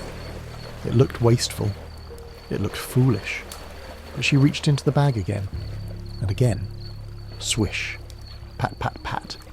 She moved down the length of the plot, finding a rhythm. Step, reach, throw. Step, reach, throw. She was not a farmer. Her technique was not the smooth, practiced motion of the men who worked the great fields in the valley below. Her throw was shorter, her step more tentative, but her intent was fierce. She was broadcasting hope. She was flinging her future into the earth and daring it to die. As she worked, she became aware of an audience. On the low stone wall, a line of black shapes had gathered. Crows, and among them, the smaller, twitching forms of rock sparrows. They sat motionless, their bead-like eyes fixed on the falling grain. To them, Sarai was not a woman of faith. She was a clumsy servant dropping dinner. One crow, bolder than the rest, hopped down from the wall. It landed with a soft flutter on the edge of the turned earth, cocking its head. "No!" Sarai shouted, startling herself with the harshness of her voice. She stomped her foot. "Get back! It is not for you!" The crow flapped its wings, retreating a few feet but not leaving. It cawed, a dry, mocking sound. Sarai felt a surge of protective panic. She was burying her treasure, but the thieves were already watching. She quickened her pace. She had to finish sowing, and then she had to cover them. The seed could not remain exposed. It had to be hidden. It had to die. She threw the last handful. The bag was light now, just a limp piece of fabric. She dropped the bag and picked up the hoe. She turned it sideways, using the flat of the blade to gently drag the soil over the seeds. This was delicate work. If she dragged too hard, she would sweep the seeds away. If she was too gentle, they would remain visible to the sky. She had to tuck them in. She had to pull the blanket of earth up to their chins. She worked feverishly, her eyes darting between the soil and the line of birds on the wall. Cover the gold. Hide the promise. When she reached the end of the row, she was panting. She looked back. The gold was gone. The plot looked exactly as it had before she started. Just a rectangle of brown, lumpy mud. There was no evidence of the wealth that now lay beneath it. It was a strange anticlimax. The work was done, and the result was invisibility. Sarai leaned on the hoe, her chest heaving. She felt a sudden, hollow emptiness. The bag was empty. The ground was silent. The stranger was gone. Now, she thought, the long silence begins. She walked to the edge of the plot and gathered a handful of thorny branches, the dry remains of the thistles she had cleared yesterday. She stuck them into the ground around the perimeter of the plot, creating a crude barrier. It wouldn't stop a determined bird, but it was a sign of ownership. It was a keep out sign written in the language of thorns. She stood back and wiped her forehead with her sleeve. "Sleep well," she whispered to the buried seeds. "Do not rot. Do not freeze. Remember the sun." She picked up the empty burlap sack. She would wash it, she decided. She would keep it. It was the only tangible proof she had that the miracle had happened. Without the bag, in a week's time, she might begin to wonder if she'd dreamt the grain. She turned to go back inside. The sun was fully up now, and the village was bustling. She could hear the clang of the blacksmith's hammer from the lower village, a sound that always made her heart ache for the silence of her own workshop. As she reached her door, she saw something on the threshold. It was a small, smooth stone, but it was not a stone from the garden. It was a river stone, perfectly round, grey and polished. It had not been there when she went out. Sarai bent down and picked it up. It was cold. She turned it over in her hand. On the underside, scratched into the surface with the point of a knife or a nail, was a simple mark. It was not a letter. It was a drawing, a roof beam, and under it, a single vertical line. A prop, a support. Sarai looked up, scanning the road, scanning the hills. But there was no one. The road was empty. The stranger had gone. Yes. But perhaps he had not gone far.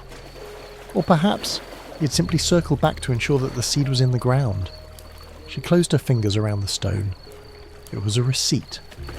Confirmation. "I saw you," the stone said. "I saw you put the gold in the mud.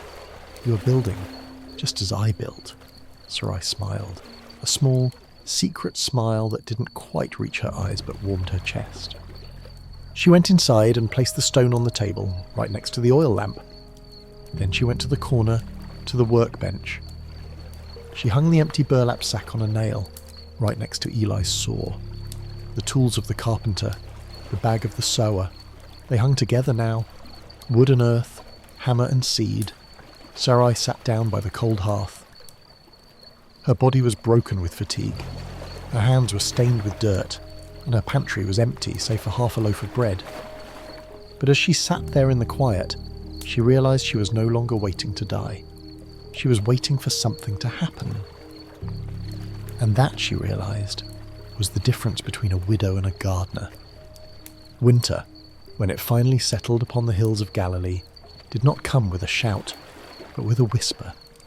It was a cold, dry whisper that stripped the moisture from the air and turned the ground into iron.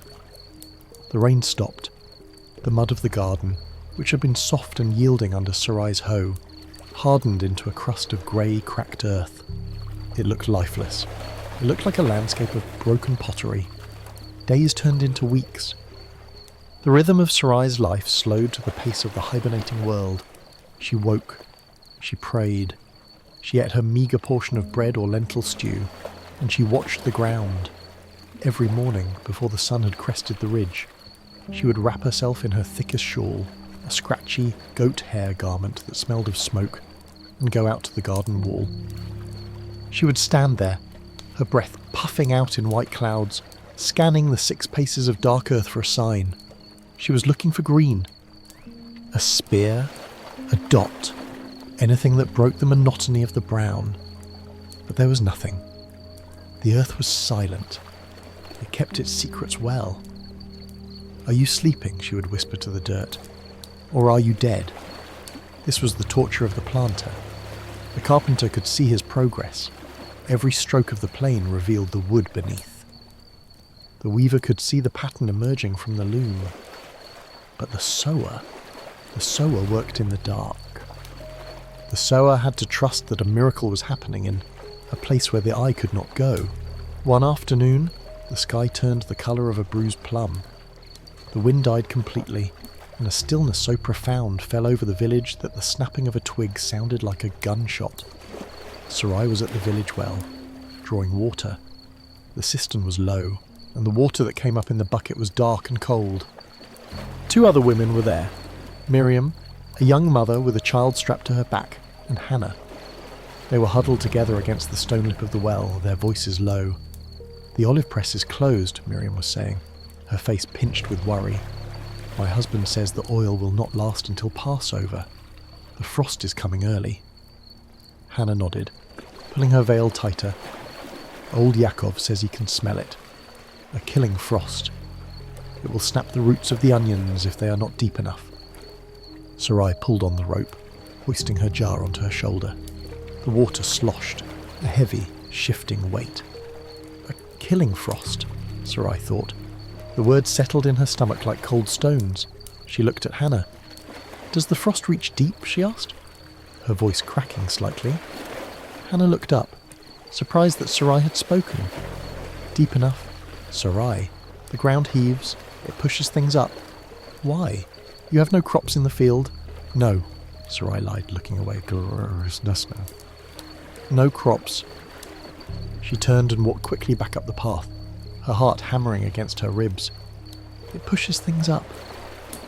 She imagined the frost as a cold hand, reaching into the soil, finding her precious golden seeds, and squeezing the life out of them. She imagined them freezing, their delicate internal structures shattering into ice, turning to mush before they ever had a chance to break the surface. When she reached her house, the temperature had already dropped. The stones of the garden wall were cold to the touch.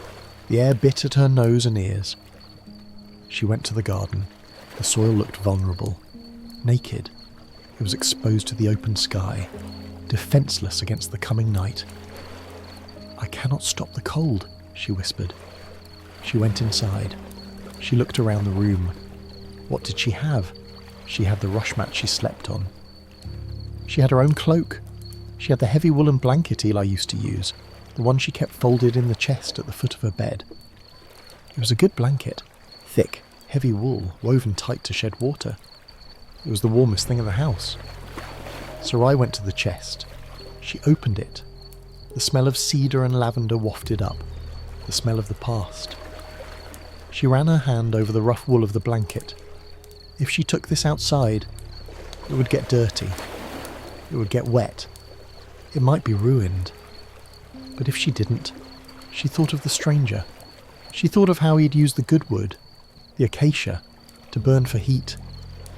She thought of how he had used the scrap wood, the cypress, to save the roof. He had taught her a lesson about value. A thing is only valuable if it is used to preserve life. She pulled the blanket out.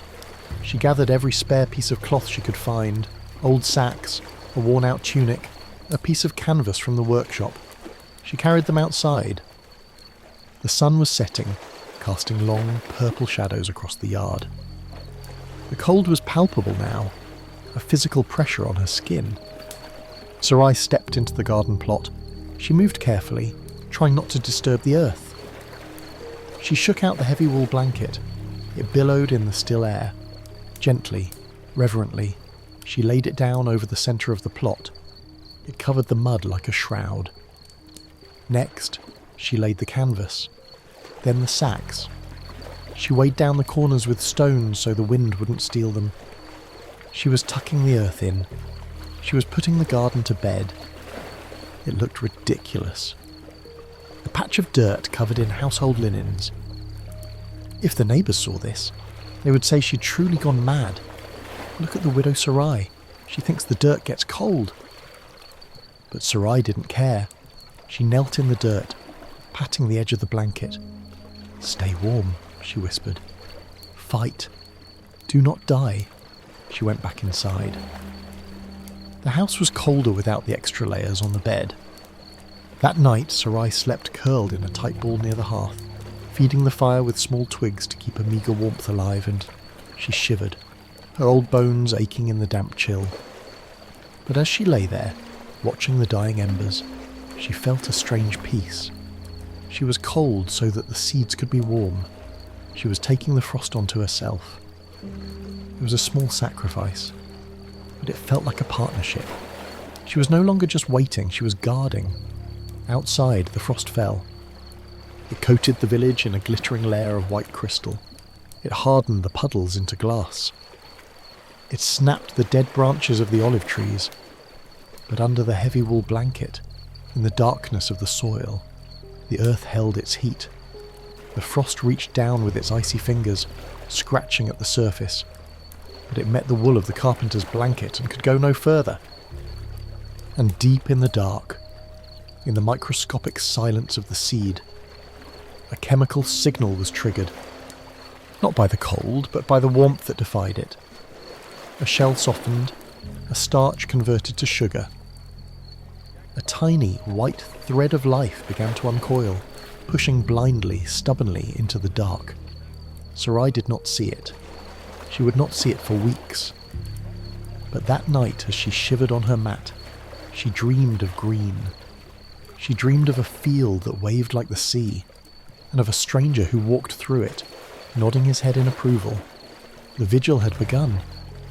Time, in the deep midwinter of Galilee, did not flow like a river.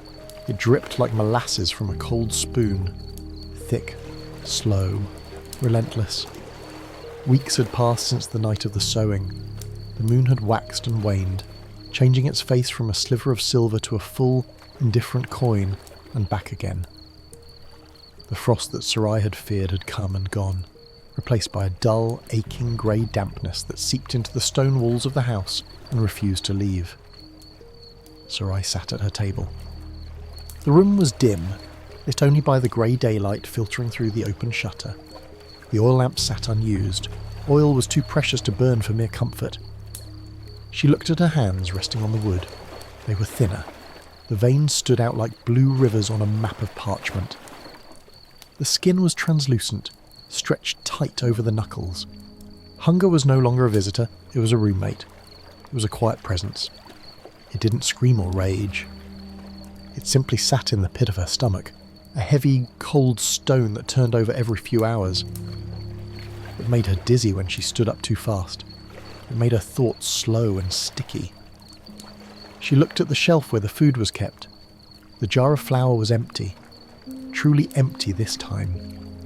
Not even dust remained. The lentils Hannah had brought were gone, the memory of their warmth fading like smoke. There was a small cruet of oil, perhaps 3 spoonfuls, a handful of dried herbs, and water. That was all. Sarai closed her eyes. Her mind, treacherous and survival-driven, began to show her pictures. It showed her the market in Sephoris, piled high with rounds of sheep's cheese and baskets of figs. It showed her the stranger breaking the hot barley bread, the steam rising in the firelight. And then it showed her the garden. The image was sharp and vivid. It zoomed in on the patch of earth covered by the wool blanket. It went beneath the blanket. It went beneath the soil. There, in the dark, lay the gold, thousands of seeds, plump, rich, edible. The voice of the tempter whispered in her ear. It sounded remarkably like her own common sense. They are just seeds, Sarai. They are not holy relics. They are food. You are starving. What good is a harvest in the spring if the farmer is dead in the winter? It was a terrifyingly logical argument. To leave good grain rotting in the mud while her stomach cramped with emptiness seemed like a sin against life. It was waste. It was madness. Just a handful, the voice wheedled. Just dig up the corner, no one will know. The garden won't miss a cup of grain. You can boil it. It will be soft and sweet. Sarai opened her eyes. She stood up. The dizziness washed over her, black spots dancing in her vision. She gripped the table until the world steadied. She walked to the hearth. She picked up an iron spoon, a heavy tool she used for stirring stew. She weighed it in her hand. It felt like a weapon. She moved to the door. Her movements were robotic, driven by a primal need that bypassed her heart and went straight to her belly. She stepped out into the cold afternoon. The garden was silent. The wool blanket, weighted down by stones, looked like a grave marker.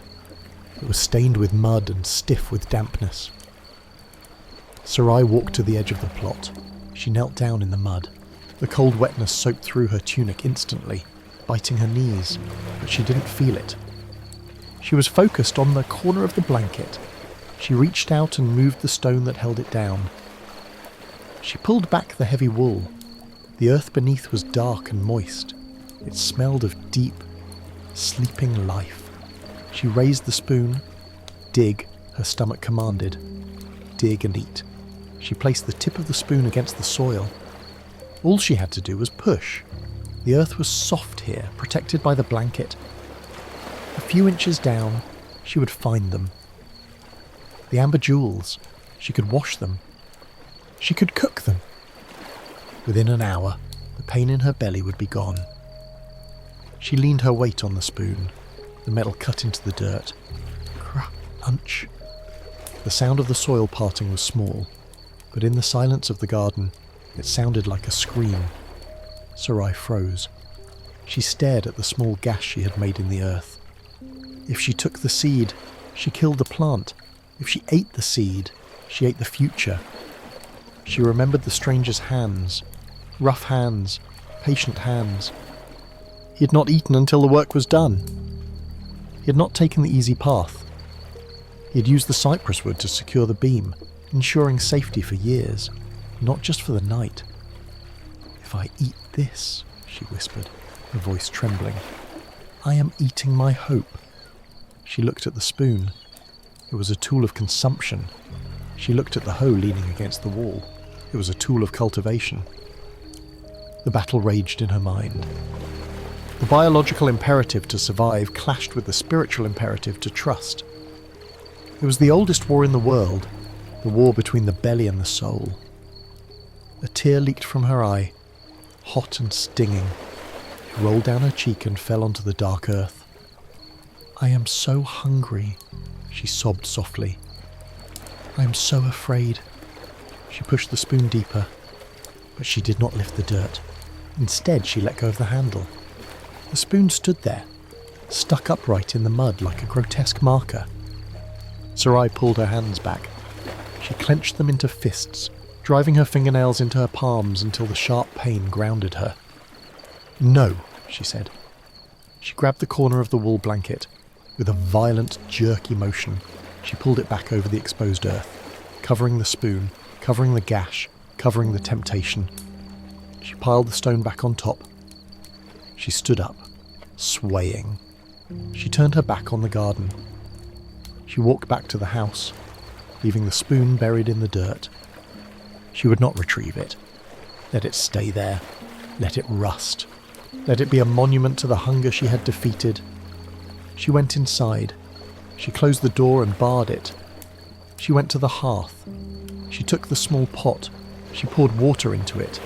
She added a pinch of the dried herbs. She added a single pinch of salt. She set it on the fire. She waited for the water to boil. When it did, she poured the hot, clear broth into her wooden bowl.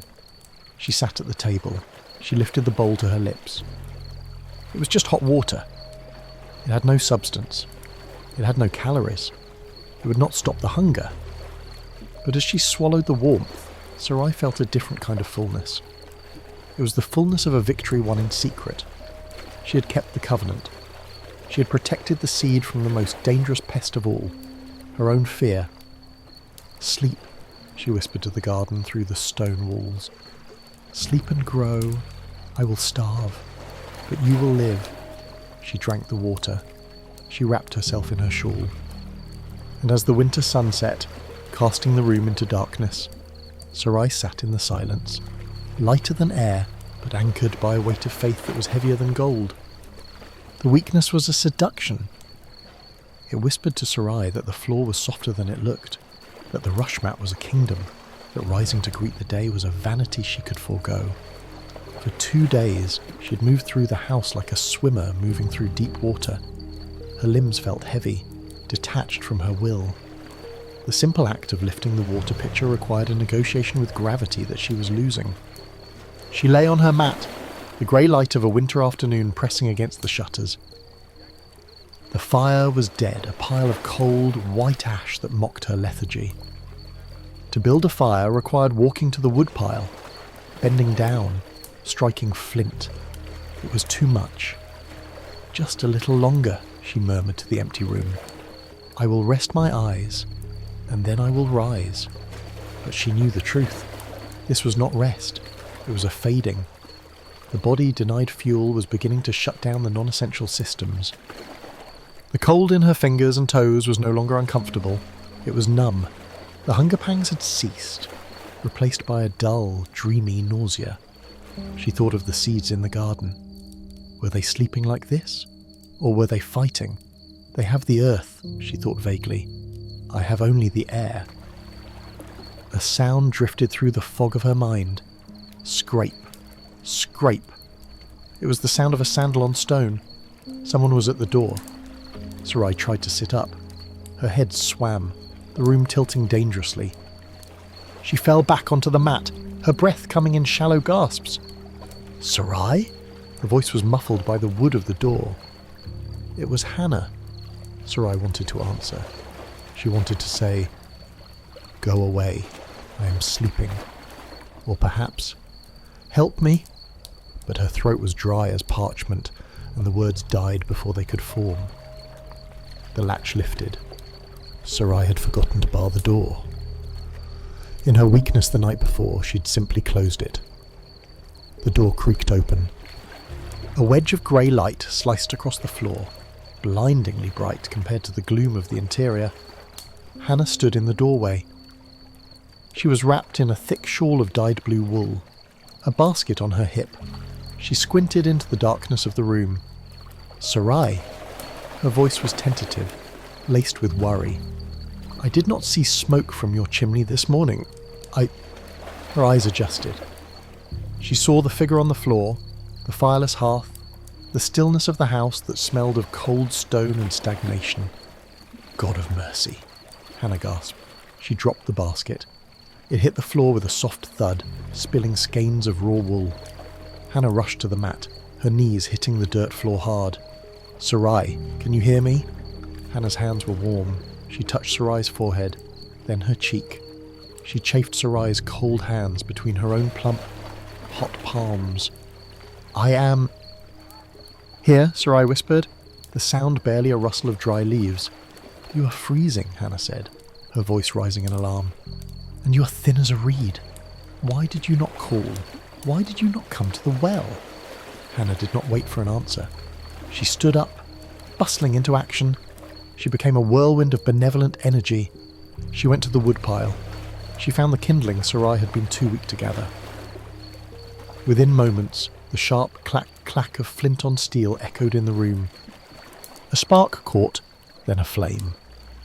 The smell of wood smoke began to fill the air, chasing away the stale odour of the cold. Hannah moved to the basket she had dropped. She pulled out a small earthenware jar wrapped in a cloth. "Soup," she announced. "It is mutton broth, with onions." She poured the broth into a pot and set it on the growing fire. Sarai watched her from the mat. She felt a flicker of shame, the old stubborn pride of the widow who wants to be self-sufficient.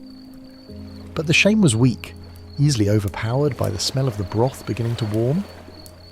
"I have no money to pay you, Hannah," Sarai said, her voice trembling. Hannah turned. Her face, usually soft and smiling, was stern. "Did I ask for coin? You are my neighbour, Sarai. When your roof was broken, you did not ask for help. When your flour was gone, you did not ask. Do you think we are stones? Do you think the village is a graveyard?" She stirred the soup vigorously. "A village is a body," Hannah continued, her tone softening. "When the foot hurts, the hand does not say, 'That is not my problem.' The hand reaches down to rub it." She brought the steaming bowl to Sarai. She helped her sit up, propping her against the wall. "Drink. Slowly." The first sip was shock. It was liquid heat, salty and rich with the fat of the meat. It hit Sarai's stomach like a revelation. The second sip was better. The third was life itself. Sarai drank until the bowl was empty. The colour began to return to her cheeks. The numbness in her fingers receded, replaced by a tingling prickle of returning blood. Hannah took the empty bowl. She sat back on her heels, looking at Sarai with a critical eye. "You cannot go on like this," Hannah said quietly. "The winter is not half over. You cannot live on air and stubbornness." I have plans," Sarai said weakly. "I have a garden." "A garden does not feed you in Shavat," Hannah countered. "You need food now." She reached for her basket again. She pulled out a large, fluffy mass of raw, unspun wool. It was white and clean, smelling of lanolin. "I have a proposition," Hannah said. Her voice shifted. It was no longer the voice of charity. It was the voice of business. This was her gift to Sarai's dignity. "My husband has taken a large order for prayer shawls from the synagogue in Capernaum," Hannah lied. Or perhaps it was true. It didn't matter. I cannot spin the thread fast enough. My hands are cramping and my eyes are not what they were. She held out the wool. "You were always the best spinner in Cana, Sarai. Even Eli used to say your thread was so fine a spider would be jealous." Sarai looked at the wool. She looked at Hannah's pleading eyes. She knew what this was. It was charity disguised as commerce. It was a lifeline thrown by a friend who pretended she was the one drowning. "You need thread?" Sarai asked. "I need good thread," Hannah insisted. "Consistent, strong. I will pay you in meal and oil, a fair wage for fair work. It is not a gift. It is a trade." Sarai reached out. Her fingers, warmed by the soup, brushed against the soft wool. To accept charity was hard, but to accept work was honourable. Work was the language Sarai understood. "I still have my spindle," Sarai said. "It is in the chest." "Good," Hannah said, a genuine smile breaking across her face. "Then we have a deal?" "We have a deal," Sarai whispered. Hannah stood up. She placed a heavy sack of lentil meal and a jar of oil on the table, the advance on the wages. "I will come back tomorrow for the first skein," Hannah said. "Do not rush, but do not sleep all day. The work waits for no woman." She walked to the door. She paused, looking back at the frail woman sitting by the fire, holding the cloud of white wool. "And Sarai?" "Yes?" "Unbar your heart a little," Hannah said softly. "The door opens easier that way." She left. Sarai sat alone by the fire. She looked at the meal on the table. She looked at the wool in her lap. She was not merely a mouth to be fed anymore. She was a maker again. She pulled herself up. It was difficult. but the soup had given her a spark. She walked to the chest and retrieved her drop spindle, a smooth wooden shaft with a clay whirl at the bottom. She sat by the fire. She teased out a tuft of wool, twisting it between her fingers, attaching it to the hook of the spindle. She gave it a flick. Whir! The spindle spun, a blur of wood and clay. The wool twisted, tightening, transforming from a chaotic fluff into a strong, singular thread. The motion was rhythmic. Tease, twist, drop, wind. Sarai watched the thread grow. It was thin, but it held together. It was like her life. It had been pulled apart, teased out, and spun by forces she couldn't control. But it had not broken. Outside, the cold wind blew against the stone walls, but inside, the fire crackled, the spindle hummed, and the widow of Cana began to weave herself back into the land of the living. The days that followed acquired a rhythm, a circular cadence that mimicked the spinning of the wooden tool in Sarai's hands. Tease, twist, drop, wind. The drop spindle was a simple thing, a slender shaft of olive wood weighted by a clay whirl, but in the quiet of the winter house, it became a metronome. It marked the passage of time not in hours or minutes, but in yards of thread. Sarai sat by the hearth, the fire crackling softly, a luxury she could now afford, thanks to the bundles of wood Hannah's husband had brought in exchange for the first 3 skeins of yarn. The pile of raw, white wool on her left slowly vanished, transformed by the alchemy of her fingers into the tight, uniform cones of thread on her right. The work was good for her. It demanded focus. If her mind wandered to the empty horizon or the sleeping garden, the thread would thicken and lump. Or worse, snap.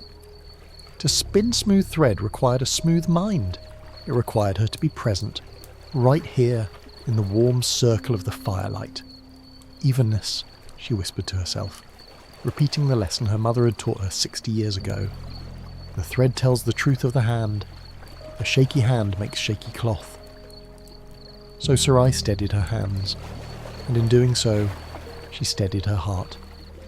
Outside, the winter deepened. The month of Tevet gave way to Shevat. The rains became colder, sometimes mixing with sleet that rattled against the shutters like handfuls of gravel. The hills around Cana turned a muted, dormant grey, the stones slick with moss, the trees stripped bare of their dignity. But inside, there was industry. Hannah came every 3 days. She was the courier of the world, bringing news along with the raw wool. "The Romans are taxing the fish catch in Capernaum," she would say, shaking the rain from her cloak. "And Simon the potter broke his kiln, and Miriam's baby has a tooth." Sarai listened. For 3 years, she had been an island.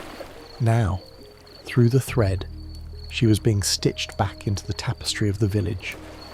She learned that she was not the only one struggling. The winter was hard on everyone. The difference was that Sarai now had a secret source of gravity. She had the wool. Every evening, after the light failed and the spinning stopped, Sarai would look at the wall above the workbench. There hung the tools, the saw, the hammer, the chisel, and there hung the burlap sack. It was empty now, hanging limp from its nail. But to Sarai, it was heavy with memory. It was the proof. Whenever the doubt crept in, whenever the voice in her head whispered that the stranger was just a fever dream and the seeds in the garden were just pebbles, she would go to the wall. She would touch the rough weave of the sack. She would smell it. It still held the faint, dusty scent of the barley. "You are real," she would tell the sack. And he was real. One afternoon, a deep, unnatural silence fell over the valley. It was the kind of silence that presses against the ears. The light in the room shifted from grey to a strange, luminous white. Sarai put down her spindle. She went to the door and opened it. The world had vanished. A thick, white mist had rolled down from the mountains of Upper Galilee. It swallowed the olive grove. It erased the neighbour's house. It muffled the sounds of the village dogs. But it was cold, bitterly, dangerously cold. Sarai stepped out, wrapping her shawl tight. The cold bit through the wool instantly, She walked to the garden wall. The mist swirled around her knees. She looked down at the plot. The wool blanket she'd laid over the earth was stiff. Frost had coated the fibres, turning the dark wool into a sheet of glittering silver. The stones weighing down the corners were rimed with ice. It looked like a tomb. Fear, cold and sharp, pricked Sarai's chest. The frost was penetrating if it went through the blanket, if it touched the soil. "Are you warm?" she whispered into the white void. "Do not let the cold in." She wanted to lift the corner of the blanket to check. She wanted to dig down, just an inch, to see if the seeds were still amber and hard, or if they had turned to mush. But she stopped herself. To check is to expose, she thought. Faith is the evidence of things not seen. She realised then the difference between her two labours. Spinning was visible work. She could see the thread lengthen. She could touch the result. If she made a mistake, she could break the thread and start again. It was work of the hand. But gardening was work of the dark. Once the seed left the hand, it was gone. It entered a realm where she had no power. She could not force a seed to open. She could not pull the sprout up with tweezers. She could only cover, wait, and pray. It was work of the heart. She stood there in the freezing mist, a small grey figure guarding a patch of invisible hope. "I will spin," she said to the hidden seeds. "I will spin the wool to keep myself fed. But you must spin your own thread in the dark. You must spin the root." She turned back to the house. As she entered, she saw the empty burlap sack on the wall again. And for the first time, she noticed something. Hanging next to it was Eli's old level, a simple wooden triangle with a weighted string hanging from the apex. It was a tool for finding the true vertical, for finding balance. The string of the level hung perfectly straight, motionless in the still air. The sack and the level. The seed and the truth. Sarai sat back down at her wheel. She picked up the spindle. Whir. The sound was comforting. It cut through the silence of the mist. She began to hum. It was a tune without words, a low vibration that started in her chest and filled the small room. It was a song for the winter, a lullaby for the sleepers under the frost. She spun until her fingers were sore. She spun until the pile of white wool was gone and the spindle was heavy with grey yarn. And outside, under the silver blanket, in the absolute darkness of the earth, something shifted. A microscopic crack appeared in the hull of a barley seed. A tiny, white tongue tasted the soil. It did not know about the frost above. It only knew about the heat stored in the earth, and the ancient command written in its code, "Rise." The silence of the frost did not hold. It was shattered, 3 nights later, by the return of the wind, a warm, wet gale blowing in from the great sea to the west. It brought with it the rains of Adar, the heavy, relentless downpours that marked the turning of the season. It was not the polite rain of autumn, nor the stinging sleet of winter. It was a drowning rain. It fell in thick, heavy sheets, hammering the earth with a violence that sounded like 1,000 footsteps running on the roof. Inside the house, the noise was deafening. The thatch, so carefully reinforced by the stranger's cypress wedges, held firm. There were no leaks, no groans from the ridge beam. The house was dry. But Sarai was not thinking about the house. She was thinking about the blanket. She sat by the shuttered window, listening to the deluge. Every drop that hit the ground felt like a hammer blow to her chest. "Too much," she whispered, her hands gripping her apron. "It is too much." She knew the nature of barley. It needed water to wake up. Yes, but it also needed air. If the soil became a swamp, if the water could not drain, the seeds would not grow, they would rot, they would bloat in the dark and dissolve into a stinking mush of decay. And the blanket, the heavy wool blanket she had laid down to save them from the frost. What was it doing now? A terrible thought seized her. The blanket was no longer a shield.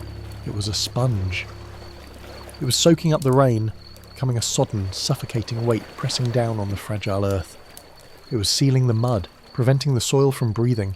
She had protected them to death. Panic, cold and sharp, overrode her fear of the storm. Sarai stood up. She threw her shawl over her head. She unbarred the door. The wind ripped the door from her hand, slamming it against the outer wall. Bang. Sarai stepped out into the chaos. The world was grey and liquefying. The path to the garden was a river of mud. The olive trees thrashed in the wind, their branches whipping like scourges. She fought her way to the garden wall. Rain blinded her, plastering her hair to her skull, soaking her tunic instantly. She wiped her eyes and looked over the wall. Her heart stopped. The garden plot was gone. In its place was a flat, grey slab. The wool blanket was saturated, heavy with water and mud. It lay perfectly flat against the earth, clinging to the ground like a wet shroud. There was no air beneath it. It was drowning the life she had buried. "No!" she screamed, though the wind snatched the word away before it left her lips. She climbed over the low wall, slipping on the slick stones, scraping her shin. She didn't feel the pain. She landed in the mud on her hands and knees. She crawled to the edge of the blanket. She grabbed the corner. It was impossibly heavy. The wool, which had been fluffy and warm when she laid it down, was now a dead weight of water and silt. She pulled. Her feet slipped in the mud. She gritted her teeth, engaging the muscles of her back, the muscles that had spent a lifetime lifting water jars and grinding grain. "Let go," she grunted. With a sucking sound, "Shh, luck." The corner of the blanket lifted from the mud. She peeled it back. It was like skinning a giant beast. She dragged the sodden mass backward, inch by inch, fighting the suction of the earth. Rain lashed at her face, mixing with the tears of frustration.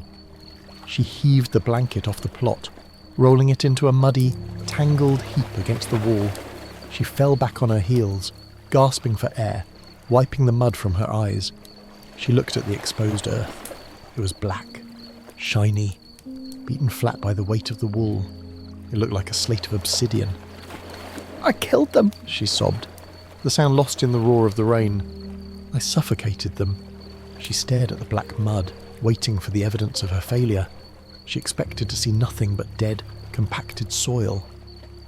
But then, the rain washed away a layer of silt. Sarai blinked. She leaned forward, her face inches from the mud. There. In the centre of the plot, pushing up through the black crust, was a tiny, pale disturbance. It wasn't a stone. It wasn't a weed. It was a hook. A pale, translucent green hook, no bigger than a fingernail clipping. It was bent over, its back breaking the soil, dragging its seed leaves up from the dark, and next to it, another one, and another, and a fourth. Sarai froze. The rain hammered on her back, but she felt nothing. The garden was not dead. It was erupting. Across the 6 paces of black earth, 1,000 tiny green needles were piercing the surface. They were pale, almost white from the lack of light, but they were unmistakably alive. They were standing up. They were drinking the rain. The blanket had not killed them. It had kept them warm just long enough for the root to strike deep. And now, the rain was not drowning them. It was washing the sleep from their eyes. Sarai reached out a trembling finger. She touched the nearest sprout. It was fragile, cool and slick with rain. But it had a tension in it, the hydraulic pressure of life pushing upward against gravity. "You are here," she whispered. "You are really here." A wave of emotion crashed over her, more powerful than the storm. It was a mixture of relief, awe, and a sudden, crushing humility. She had worried. She had fretted. She had tried to micromanage the earth with her blanket and her spoon. She had thought the survival of the seed depended on her anxiety. But the seed had its own schedule. The seed had a power she did not give it, and could not take away. The stranger's voice echoed in her memory. God is the God of the great beams and the small hinges, and it seemed the god of the green hook in the mud. Sarai stayed there in the rain for a long time. She was soaked, shivering, and covered in mud, but she couldn't tear her eyes away. It was the most beautiful thing she'd ever seen. It was better than the gold in the bag. Gold was cold and static. This was alchemy. This was dirt turning into bread. Finally, the cold began to penetrate her bones. She knew she had to go inside. She stood up, her knees cracking. She looked at the heap of the wet blanket against the wall. It had served its purpose. Its season was done. The seeds needed the open sky now.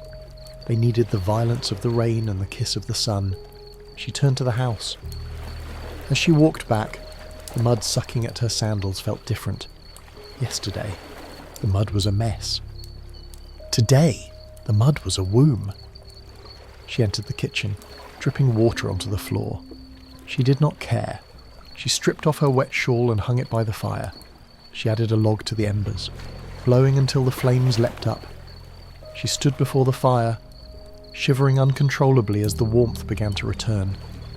But she was smiling, a wild, mud-streaked smile. She looked at the empty burlap sack on the wall. "They are up," she told it. "The children are awake." She went to the table where her spindle lay. She picked up the thread she'd spun that morning. It was grey and thin. She looked at her hands. They were dirty, the fingernails rimmed with black soil. For the first time in months, Sarai did not feel like a widow waiting for the end. She felt like a partner in a great enterprise. She went to the door and looked out one last time. The rain was still falling, but the fear was gone. Let it rain. Let the sky pour itself out. The earth was thirsty, and the Green Army had risen to drink. She closed the door. She did not bar it. She sat by the fire and watched the flames dance. She thought of the spring that was coming. She thought of the green turning to gold. And she thought of the bread she would bake. Not the bread of scarcity, but the bread of joy. The sun that followed the rains of Adar was not the tentative, shy sun of winter. It was a bold, climbing sun, gaining strength with every degree it rose above the Jordanian hills. It warmed the stones of the houses until they radiated heat long into the twilight. It dried the mud of the paths into a fine, pale dust, and it shone upon the garden of the widow Sarai. In the span of a week, the miracle had shifted from the microscopic to the majestic. The tiny, pale hooks that had struggled through the mud had unfurled. They had stood up, shaken off the soil, and turned a deep, vibrant emerald. The barley did not just grow, it rushed. It seemed to understand that it had a debt to pay to the season. The 6x6 paste plot, which had been a slab of black mud, was now a plush carpet of living green. It was thick, dense, and shockingly uniform. Sarai knelt at the edge of the plot. Her hands, once idle and trembling with cold, were now constantly moving. The garden was a battlefield. While the barley rose, so did the enemy. The rain fell on the just and the unjust alike, and the sun warmed the weed as impartially as the grain. From every corner of the plot, the ancient adversaries of the gardener sprang up, the creeping mallow with its sticky leaves, the bitter vetch, the aggressive chickweed that tried to strangle the young shoots, and the wild mustard that sought to steal the light. Sarai waged war. She did not use a hoe now. The tools of iron were too clumsy for this surgical work. She used her fingers. She reached in among the green blades of the barley, her eyes scanning for the impostors. She learned to distinguish the texture of a weed from the texture of the grain by touch alone. The barley was smooth, rigid, noble. The weeds were hairy, limp, or jagged. Pinch, pull, discard. She worked with a ruthless efficiency. She crawled along the perimeter, moving on her knees, leaving a trail of uprooted invaders withering in the sun behind her. "Not today," she muttered to a sprout of milk thistle she had just yanked from the earth. "You have the whole hillside." "This square is taken!" Sweat trickled down her temple. Her back ached with a dull, throbbing rhythm, but it was a good ache. It was the ache of purpose. It was the sensation of being used. As she worked, A shadow fell across her hands. Sarai froze. She looked up, shading her eyes against the glare. Standing on the other side of the low stone wall was a small crowd. It was Hannah, the weaver's wife. And with her was Miriam, and old Yaakov the goatherd, and 2 other women from the lower village. They were standing in the lane, their baskets resting on the ground, staring over the wall. They were silent. For a moment, Sarai felt a flash of the old fear. They have come to judge. They have come to see the madness of the widow who covered dirt with blankets. But then she saw their faces. They were not mocking. They were mesmerised. In a village where every garden was still struggling to wake up, where the onions were just nubs and the lentils were barely breaking the crust, Sarai's plot was a shouting explosion of life. It was a square of impossible green in a landscape of sepia and grey. "Sarai," Hannah said. Her voice hushed, as if she were in the synagogue. "What is this?" Sarai wiped her dirty hands on her apron. She stood up slowly, her knees popping. She felt small before them, yet strangely elevated. "It is barley," Sarai said simply. "Barley?" Yaakov scoffed, leaning on his staff. He squinted at the plot with his one good eye. "I have grown barley for 60 years, woman. Barley does not look like that in Adar. That is the grass of kings. It is too thick. It is too green. It is early," Miriam added, bouncing her baby on her hip. "My husband's field is still sleeping. How did you wake the ground?" Sarai looked at her garden. Seen through their eyes, she realised how stark the contrast was. It didn't look natural. It looked blessed. "I covered it," Sarai said. "When the frost came, I covered it with wool." A ripple of murmurs went through the group. They remembered the rumours. They had heard about the crazy widow putting her garden to bed. They had laughed then. They were not laughing now. "And the seed?" Hannah asked, her eyes sharp. She was looking at the density of the stalks. "That is not village seed. That is not the sweepings of the granary floor." "Where did you get such grain, Sarai? You have no money for the merchants." The question hung in the warm air. It was the question Sarai had dreaded and hoped for. She could tell them about the stranger. She could tell them about the man who fixed the beam and left the gold. But words were cheap. People would think she was inventing a saviour to hide a theft or a secret hoard. Instead, she walked to the wall. She reached out and plucked a single blade of the wild grass growing on the outside, thin, pale, struggling. Then she reached back and touched the sturdy, deep green leaf of her barley. "I had a guest," Sarai said quietly. "Before the snows, a traveller caught in the storm. The neighbours leaned in. In Cana, a story was more valuable than coin.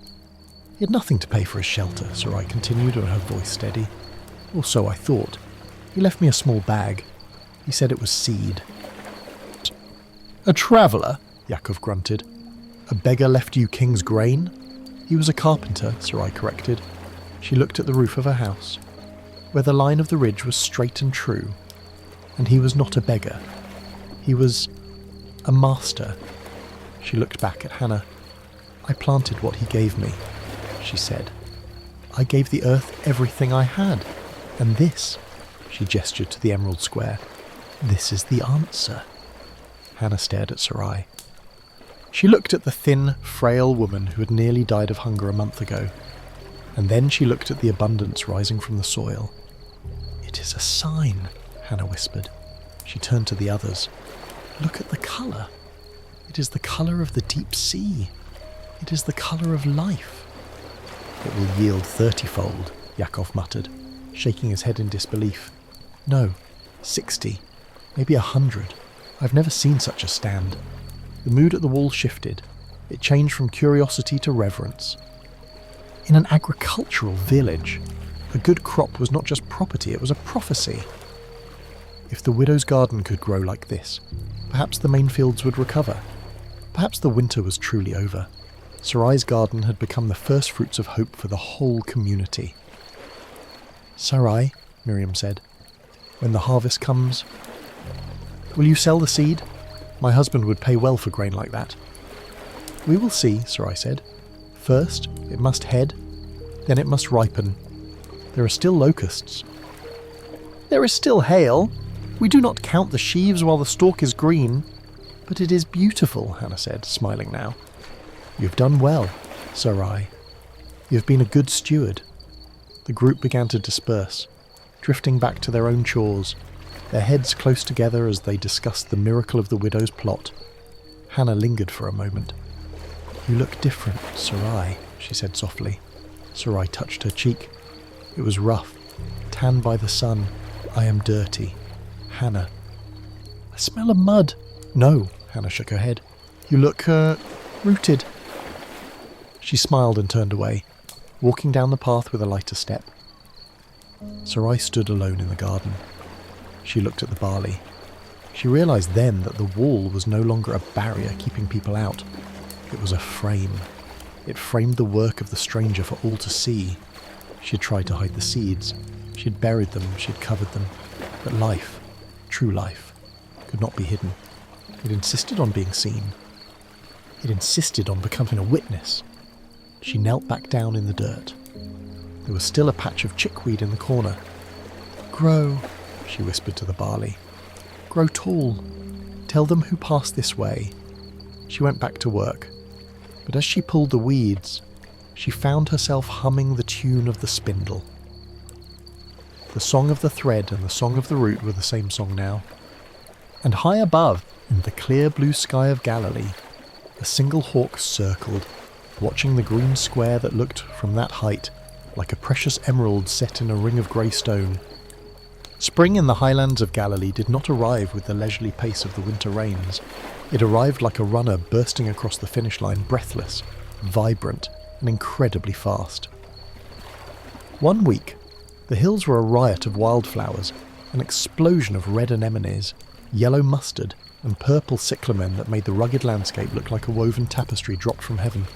The next week, the hot wind from the eastern desert, the Sharav, began to blow. It was a dry, sandpaper breath that withered the flowers, turning the petals to dust and bleaching the grass to the colour of old parchment. But in Sarai's garden, the heat was not a destroyer, it was a baker. The barley, which had stood tall and green like a regiment of soldiers, began to change. The transformation was subtle at first, a lightening of the emerald hue, a shifting toward lime, then towards straw. The stalks, once flexible and silent, began to stiffen. When the wind blew now, the garden did not just sway, it rustled, it whispered. Shh. It was the dry, papery sound of maturity. Sarai spent her days watching this alchemy. She witnessed the miracle of the kernel. Inside each husk, the milky white fluid that had filled the seed was hardening. The sun was cooking the starch, turning liquid potential into solid sustenance. And as the kernels grew heavy, a profound change came over the posture of the garden. The heads of the barley, once proud and upright, reaching for the sun, began to bow. The weight of their own abundance pulled them down. They curved toward the earth in a collective gesture of humility. They are praying, Sarai thought, standing by the wall in the golden light of late afternoon. They are bowing to the soil that fed them. She realized then that true fullness always leads to bowing. Only the empty stalk stands straight and arrogant in the harvest season. The fruitful one bends.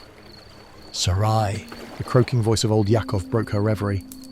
The goatherd was passing by, his flock a flowing river of brown and black bodies moving down the lane. He stopped at the wall, leaning on his staff, his face shadowed by his headcloth.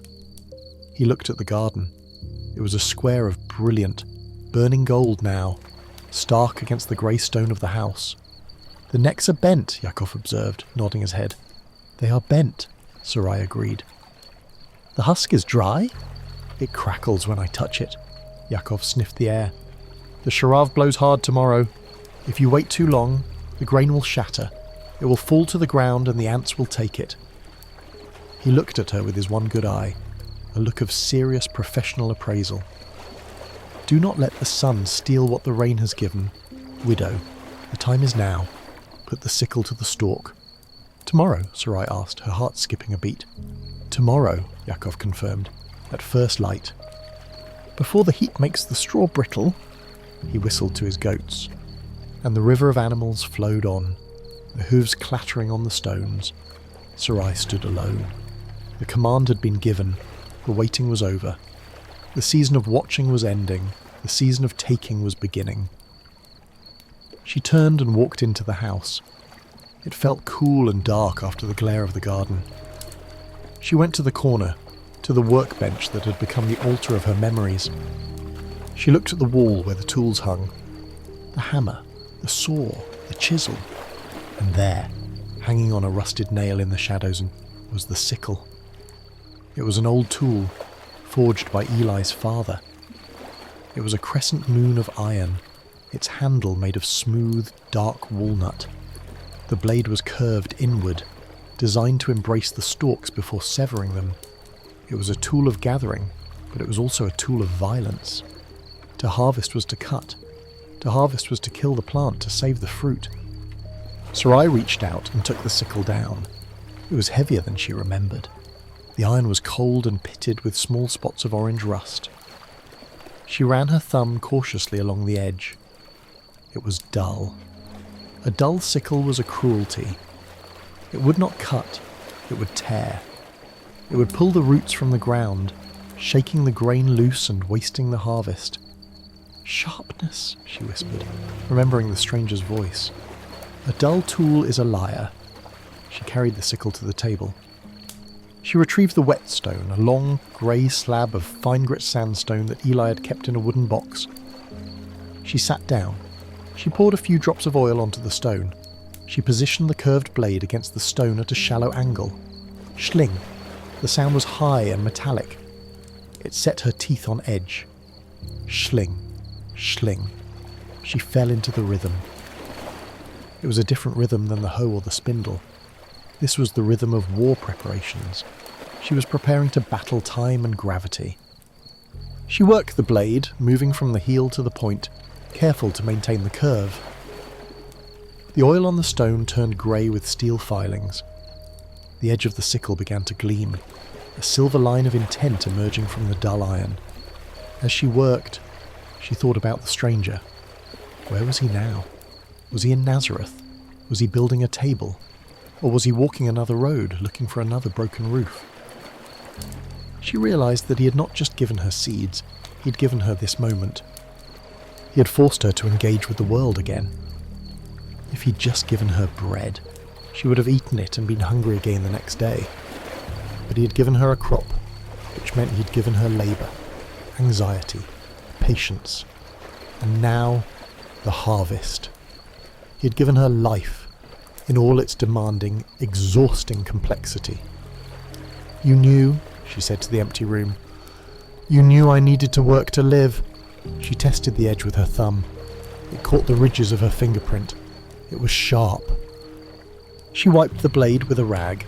She oiled the wooden handle. The sun had set. The room was dark. Sarai did not light the lamp. She sat in the darkness, the sickle resting in her lap like a curved shield. She closed her eyes and listened to the wind outside. It was the dry wind, the harvest wind. It rattled the shutters. It whispered through the barley in the garden. "Take us," the grain seemed to say. "We are ready. We are full." Sarai felt a strange mixture of sorrow and joy. To harvest was to end the cycle of growth. The beautiful green waves would be gone, replaced by stubble. The garden would be empty again. But the bin would be full. The flour jar would be heavy. "Tomorrow," she whispered. She stood up and placed the sickle by the door, ready for the dawn. She went to her mat. She lay down, but sleep was thin and ragged.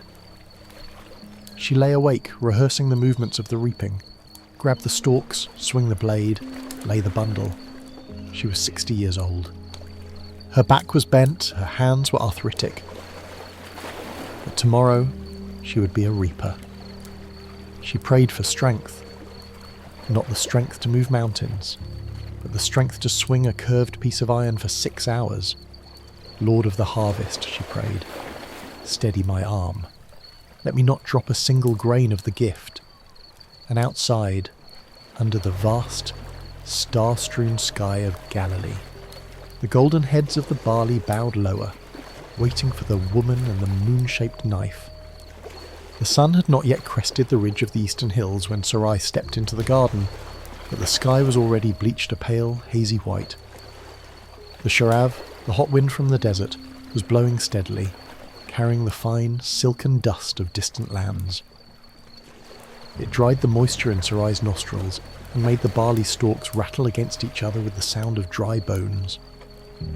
She stood at the corner of the plot, the sickle hanging heavy in her right hand. To the uninitiated eye, a field of grain is a picture of peace, but to the reaper, it is a wall that must be taken down, stalk by stalk. The square of gold looked immense. It rose to her waist, a dense, tangled forest of stems that hid the earth completely.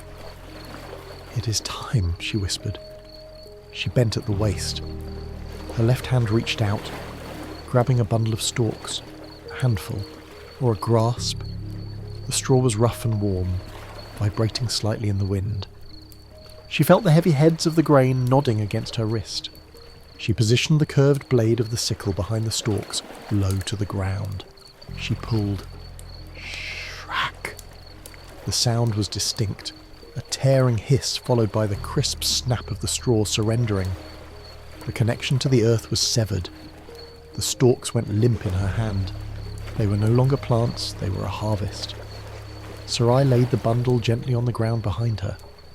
She stepped forward. She grabbed another handful. Shrack! The rhythm began. Grasp, cut, lay. It was a brutal, beautiful geometry. With every swing of her arm, the wall of gold retreated, and the earth was revealed again, but now it was a landscape of stubble, short and sharp, like a man's beard unshaven for 3 days. For the first hour, Sarai worked with a fierce energy. The adrenaline of the moment carried her. She was cutting her own bread. She was reaping the impossible. Every bundle she laid down was a victory over the winter, over the hunger, over the silence of the empty jar. But the sun rose, the heat intensified, trapped within the walled enclosure of the garden. The dust from the cut straw rose up in choking clouds, sticking to the sweat on her face, itching her neck, her back. Unaccustomed to the twisting motion of the reapings, began to scream. A dull fire ignited in her lumbar and spread to her shoulders. Her hand, gripping the sickle, cramped into a claw. She stopped to wipe her brow. She looked back. She had cleared perhaps 1/10 of the plot. She looked ahead. The remaining grain stood tall and indifferent, mocking her frailty. "I am too old," she gasped, leaning on the wall for support. "The spirit is willing, but the flesh is dry grass." A panic began to rise. If she could not finish today, the sharav would continue to blow. The heads of the grain would dry out completely. They would shatter. The gold would fall into the dirt and be lost to the ants and the mice. The harvest had to happen now. She gripped the sickle again. She forced herself to bend. Grasp. Cut. Her arm was shaking. The cut was ragged. She missed a few stalks. "Sarai," the voice came from the gate. Sarai straightened up, wincing as her spine popped.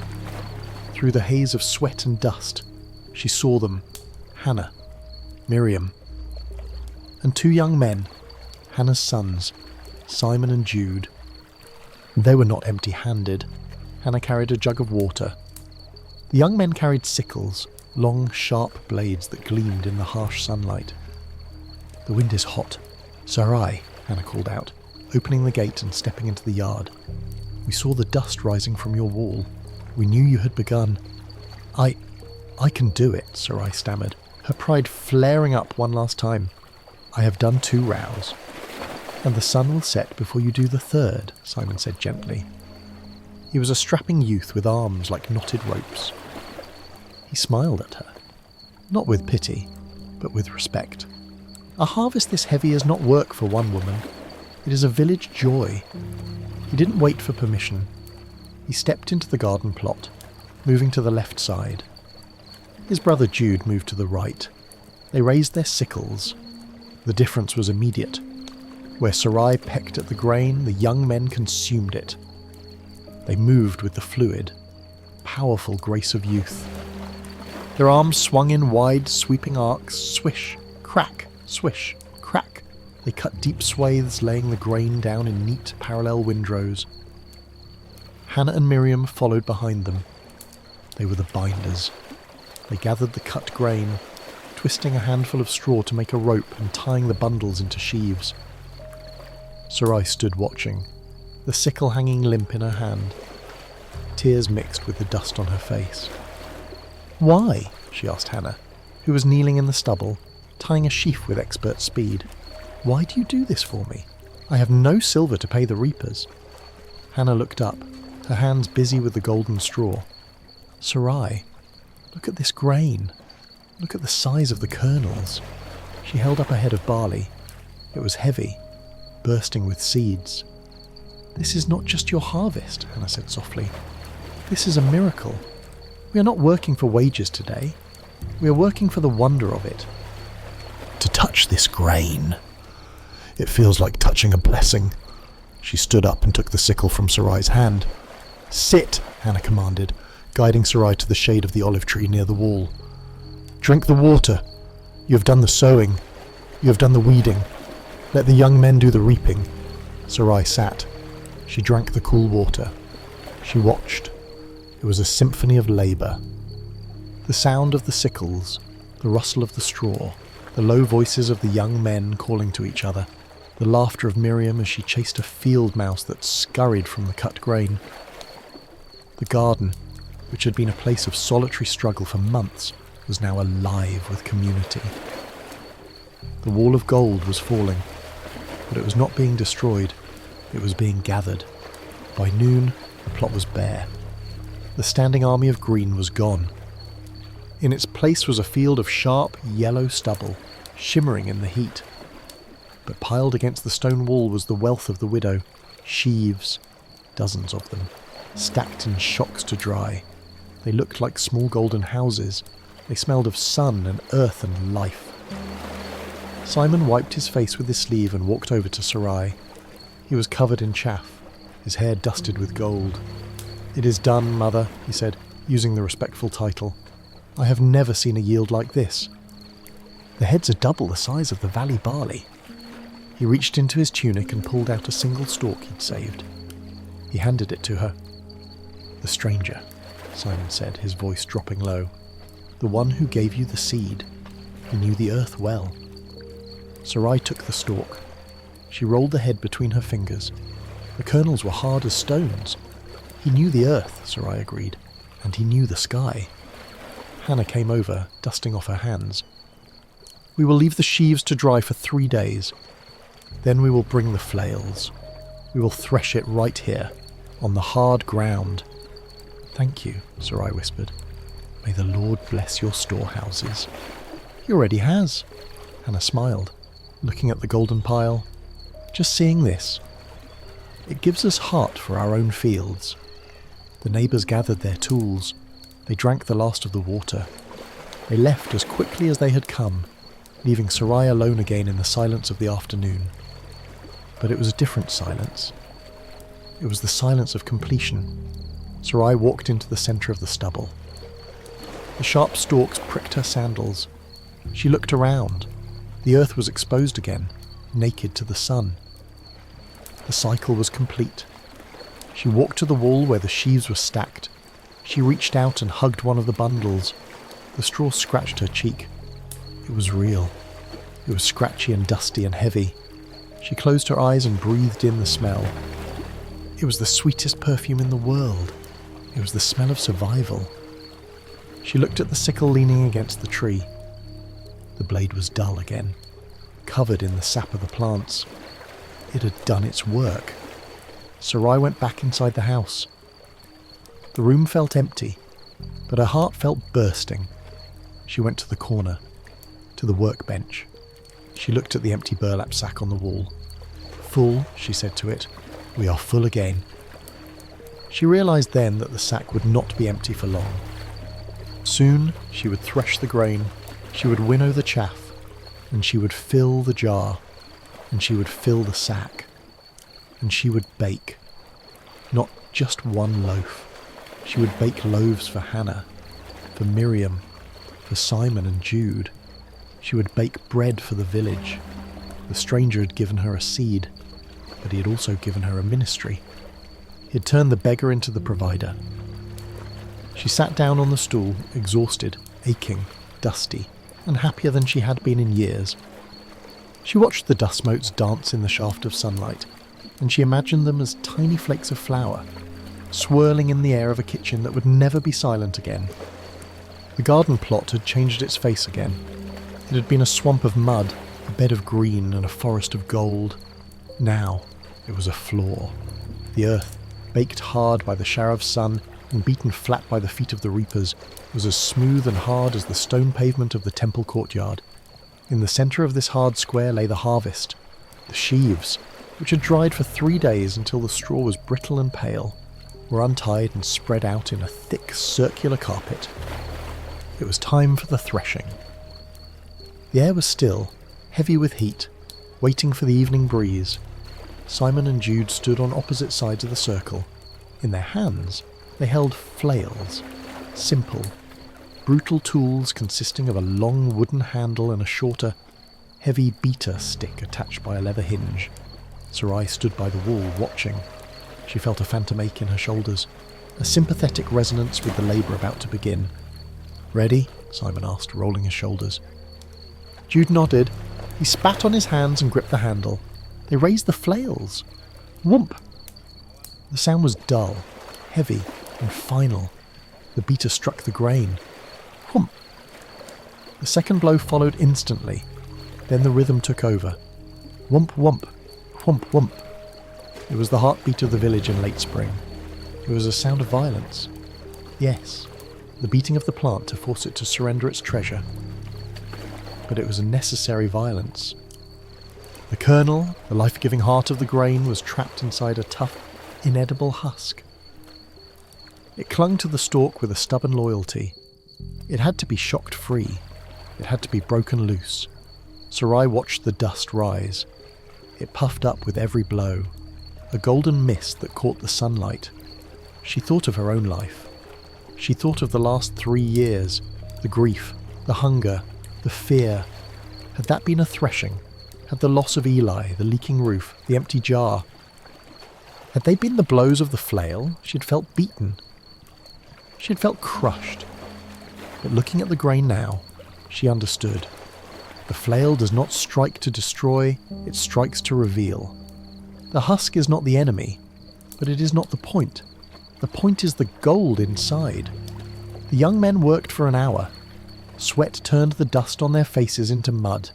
They paused only to drink water and to turn the straw with wooden forks, exposing the unthreshed layers to the beaters. Finally, Simon stopped. He leaned on his flail, chest heaving. "It is loose," he said, kicking at the straw. "The colonel has walked away from the house." Now came the delicate part. Hannah and Miriam stepped forward with pitchforks. Gently, they lifted the long, broken straw, the stalks. They shook them, allowing the heavy grain and the light chaff to fall back to the ground, and tossed the straw to the side. This would be fodder for the goats, bedding for the animals. It was useful, but it was not bread. When the straw was cleared, what remained on the hard earth was a confused heap, a mixture of the heavy, precious grain and the light, flaky chaff that had covered it. They were mixed together, indistinguishable to the eye. "The wind is waking up," Sarai said, feeling a cool touch on her cheek. The evening breeze from the Mediterranean was arriving, sweeping up the valleys from the coast. It was punctual, faithful, and clean. Sarai walked into the centre of the circle. She carried a mizrah, a winnowing fan. It was a wide, shovel-like tool woven from basketry. "Let me," she said to the young men. "It is heavy work." "Mother," Simon cautioned. "I have carried the worry of this grain all winter," Sarai said, her grip tightening on the handle. "I will carry the joy of it now." She dug the fan into the pile. She lifted a scoop of the mixture. She waited for a gust. It came, a rustle in the olive trees, a sigh of the cooling earth. Sarai tossed the mixture into the air. It was a moment of magic. Physics and nature conspired to tell the truth. The grain, heavy, dense, full of starch and life, fell straight down, obeying gravity. It landed with a satisfying shh sound, piling up at her feet. But the chaff was light, it was empty. It was mere casing. The wind caught the chaff. It swirled away, a cloud of glittering flakes dancing sideways, carried off the threshing floor to be scattered among the weeds. Toss. The gold falls, the dust flies. Toss. The substance remains, the shadow departs. Sarai fell into a trance. The motion was hypnotic. Scoop. Wait. Toss. She watched the chaff fly away. She imagined her fear flying with it. She imagined the bitter nights of winter, the loneliness, the feeling of uselessness. All of it was chaff. It was just the husk that had protected her soul while it grew. Now, the wind was taking it. Go, she whispered to the dust. You are not needed anymore. The pile at her feet grew. It was a clean, pure pyramid of amber. It was the colour of honey. It was the colour of the sun. Hannah stood by the wall, watching. Her eyes were wet. Look at the size of the heap, Hannah murmured to Miriam. I have never seen a garden plot yield 3 FRs. It is impossible. It is not impossible, Miriam replied, bouncing her baby. It is just pressed down, shaken together, and running over. The sun touched the horizon, turning the sky a deep, bruised purple. The last of the chaff drifted away into the twilight. Sarai lowered the winnowing fan. Her arms were trembling, not from weakness, but from the sheer weight of the glory she had handled. She looked at the pile. It was massive. It was more grain than she and Eli had ever harvested in a good year from their rented field in the valley. It was enough to fill the great jar, enough to fill the burlap sack, enough to fill the cooking pots. It was safety. Simon and Jude brought the baskets. They knelt and began to scoop the clean grain. They filled 1 basket, then 2, then 3. They carried the heavy loads into the house. Sarai followed them. The kitchen was transformed. The smell of the raw grain filled the room, a sweet, dusty, earthy smell that crowded out the scent of old ashes. They poured the first basket into the great flour jar. The sound of the grain hitting the bottom was a thunderclap of provision. Whoosh! They poured the second. The level rose past the halfway mark. They poured the third. The jar was full. The grain formed a cone that peaked above the rim. A few kernels spilled over, clattering onto the floor like dropped coins. It overflows, Simon laughed, wiping the dust from his forehead. We need more vessels. Sarai brought the cooking pots. She brought the empty water pitcher. She brought the bowl she used for mixing dough. They filled them all. And still, there was grain on the floor. Sarai stood in the centre of her kitchen, surrounded by the abundance. She looked at the empty burlap sack hanging on the wall, the seed bag the stranger had left. Fill it, she said. Simon took the sack down. He held it open while Jude poured the last of the grain. The sack bulged. It became heavy and round, just as it had been when the stranger left it. But now there was enough left over to fill a house. When the work was finally done, the neighbours stood in the doorway, ready to leave. Peace to your house, Sarai, Hannah said. You will sleep well tonight. Peace to you, Hannah, Sarai replied. And take this. She pointed to the largest cooking pot, filled to the brim with the golden barley. For the wages of the reapers, Sarai said. We did not work for wages, Simon protested. Take it, Sarai commanded, her voice firm with the new authority of abundance. A muzzle must not be put on the ox that threshes, and a neighbour must not go home empty-handed from a feast. They took the pot, bowing their heads in thanks. When they were gone, Sarai barred the door. She was alone. But the room felt crowded. It was crowded with the presence of the grain, She walked to the great jar. She plunged her hand deep into the cool, sliding mass of the barley. It felt like fluid silk. It felt like God's mercy made tangible. She looked at the wall above the workbench. The tools hung there, the hammer that had fixed the roof, the sickle that had cut the grain, and now the full sack that held the seed for the next year. Sarai realized she was crying, silent, hot tears that tracked through the dust on her cheeks. She wasn't crying for Eli. She wasn't crying for her hunger. She was crying because she finally understood the stranger's secret. He hadn't just fixed a roof. He hadn't just given a bag of seed. He had rebuilt her. He had taken a woman who was a crumbling ruin, leaking despair, and he had shored her up with work. He had planted a purpose in her dark winter. He had watered her with necessity. And now he had threshed her with joy. "You are the carpenter," she whispered to the shadows. "But you're also the sower, and you are the reaper." She withdrew her hand from the grain. She wiped her face. Tomorrow she would take a handful of this gold. She would grind it between the stones. She would make a fire. Tomorrow she would bake bread. Not the bread of sorrow, but the bread of life. The first light of morning did not find Sarai asleep. It found her standing before the great earthenware jar, the lid removed, staring into the depths of her own abundance. For months, looking into this jar had been an act of courage, a daily confrontation with the void. It had been a measurement of time remaining. 3 days of flour, 2 days, 1 day, none. But now, the geography of the jar had changed. It was no longer a canyon, it was a mountain. The golden slope of the barley rose high, almost touching the rim. It smelled of the sun and the threshing floor. It smelled of safety. Sarai reached in.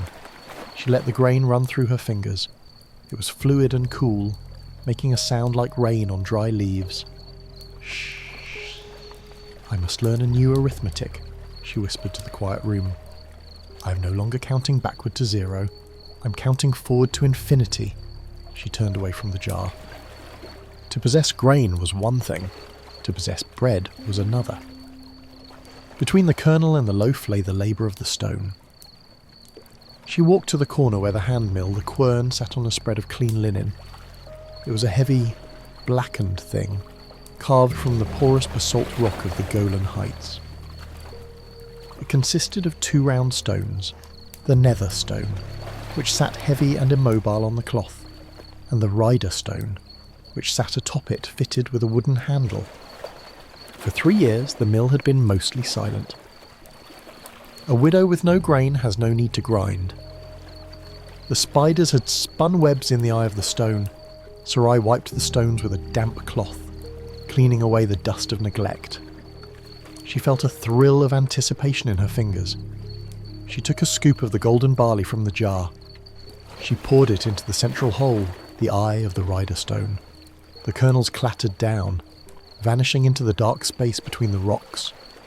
She grasped the wooden handle. She pulled. Grrr.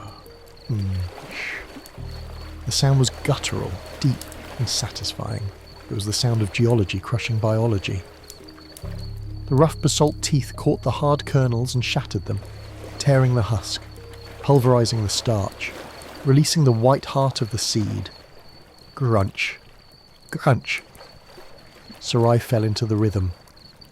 It was a circular motion, engaging her shoulder, her back, her core. It was hard work, but it was not the frantic, desperate scratching of the winter. This was the steady, productive labour of the household. As she turned the stone, a white miracle began to appear at the seam between the 2 rocks. Flour. It spilled out onto the linen cloth in a steady, pale stream. It was not the grey, gritty dust she was used to buying from the cheap merchants. This flour was creamy, speckled with tiny flecks of golden bran. It was fresh. It was alive. The friction of the stones warmed the flour. The scent of it rose up, a sweet, nutty aroma that filled the kitchen, chasing away the last lingering smells of the damp winter. Sarai ground for an hour. Her arm ached, but she did not stop. She watched the mound of flour grow. It looked like a miniature snowdrift, soft and pristine. Enough, she decided finally. She swept the flour into her mixing bowl, the same olive wood bowl she'd used to mix the last loaf for the stranger so many months ago. She added the water. She added the salt. She added the pinch of leaven she'd kept alive in a small pot, feeding it with scraps even when she was starving. She plunged her hands into the bowl. The dough was different. The dough of the famine had been sticky, reluctant, heavy. It had fought her. This dough was eager. It drank the water greedily. It was elastic, springing back against her knuckles as she kneaded. It felt muscular. It felt like it wanted to grow. Push, fold, turn. Sarai worked the dough until it was smooth as a river stone. She covered it with a cloth and set it near the hearth. Then she waited. But she did not wait in fear. She busied herself with the fire. She fed it the good wood, the olive branches and the dried stalks of the rosemary bush. She wanted a hot fire, a celebrating fire. An hour passed. She lifted the cloth. The dough had doubled. It had risen with a ferocity that startled her. It pressed against the sides of the bowl, a dome of pale, yeasty potential. "You're impatient," she smiled.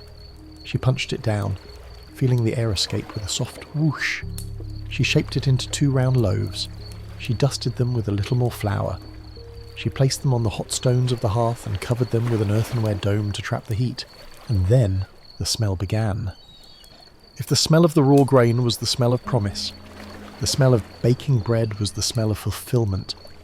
It was a rich, complex aroma, toasted starch, caramelized crust, the tang of the yeast. It drifted out of the hearth, curled around the room, and seeped through the cracks of the door. It was a smell that announced to the world, "Here, there is life." Sarai sat on her stool watching the clay dome. Her mouth watered. Her stomach gave a low rumble, not of pain but of readiness. When she judged the time was right, she used a thick cloth to lift the hot clay cover. A cloud of steam escaped, and there they were. 2 loaves, golden brown, crusty, high-domed. They had split slightly on the top, revealing the soft, creamy interior. They sang with the faint crackle snap of cooling crust. Sarai lifted 1 loaf. It was heavy in her hand, dense with nutrition, yet light with air. It burned her fingers, but she didn't care. She carried it to the table. She sat down. This was the moment. The closing of the circle. The seed that the stranger had left, which had been buried in the mud, covered with a blanket, threatened by frost, weeded by hand, reaped by the sickle, threshed by the flail, and ground by the stone, was now bread. She reached out to break the loaf, but her hand stopped. She looked at the bread. It was perfect. It was too perfect. A memory flashed in her mind. The stranger, sitting by her fire, breaking the meagre flatbread she'd offered him. He had not eaten until he had broken it and offered half to her. "We will eat together," he'd said. Sarai looked at the empty stool opposite her. To eat this bread alone felt wrong. It felt like hoarding a sunset. This bread was not born of her labour alone. It was born of a community. It was born of the stranger's gift, of Hannah's encouragement, of Simon and Jude's sickles, of the rain and the sun. "It is a witness," she whispered. She stood up. She did not break the loaf. She wrapped the hot bread in a clean linen towel. She took the second loaf and wrapped it as well. She walked to the door and unbarred it. The village was quiet in the mid-morning heat. Sarai stepped out. She walked to the low stone wall where the garden, now just golden stubble, lay basking in the sun. She placed the wrapped loaves on the flat top of the wall. She stood there, waiting. She didn't know who she was waiting for. Perhaps Hannah, perhaps a child, perhaps just the wind. But she knew one thing. The first fruits did not belong to the farmer. The first fruits belonged to the giver.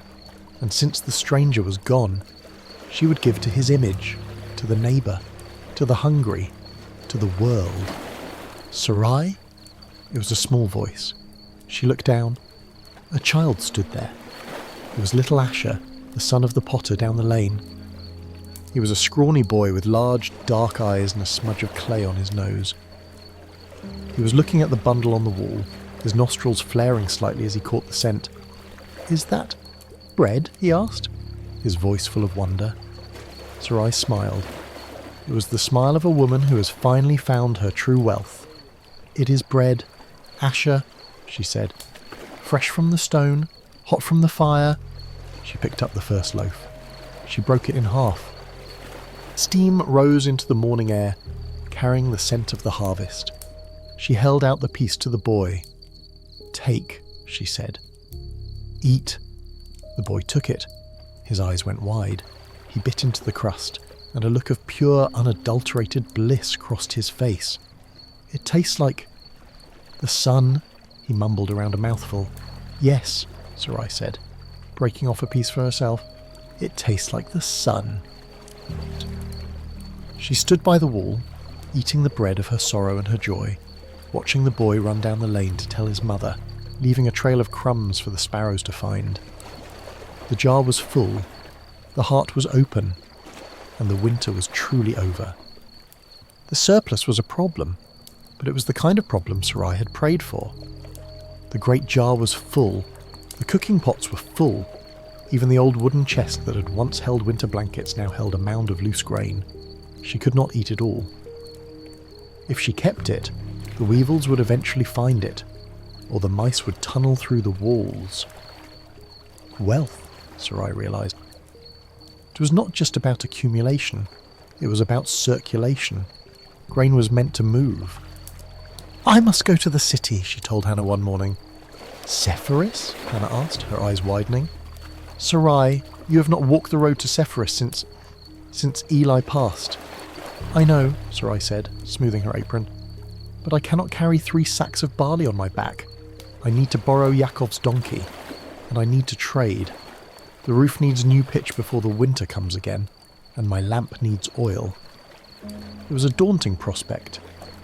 Sepphoris was the bird of Galilee. Perched high on a hill, a city of stone and noise, Roman mosaics and Jewish markets. It was a place of commerce, sharp elbows and sharper tongues. For a widow who had spent 3 years making herself invisible, walking into that cacophony felt like walking into a fire. But she was not going as a beggar. She was going as a merchant.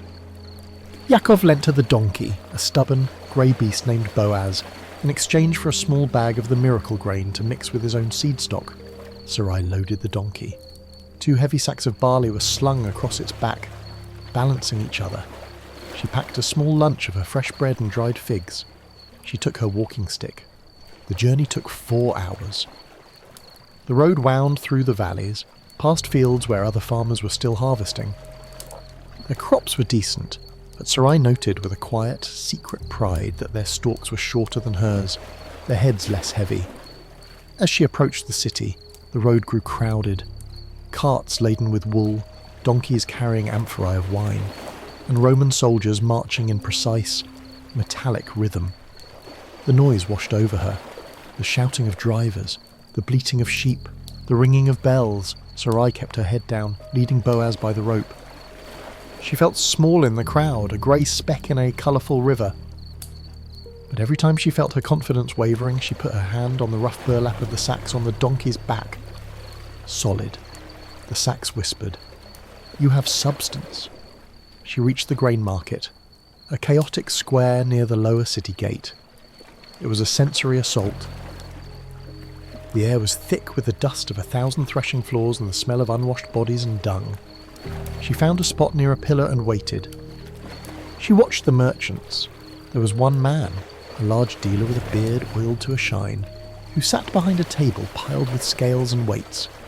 He was shouting orders to his servants, dismissing farmers with a wave of his hand, haggling over every copper coin. His name, she heard someone say, was Simon the Zealot, not because of his politics, but because of his zeal for profit. Sarai took a breath. She pulled Boaz forward. "Peace to you," she said, her voice small in the din. Simon looked down at her. he saw a dusty widow in a faded tunic leading on an old donkey. He sniffed dismissively. "I have no arms today, mother," he said, turning back to his ledger. "Go to the synagogue gate." Sarai did not move.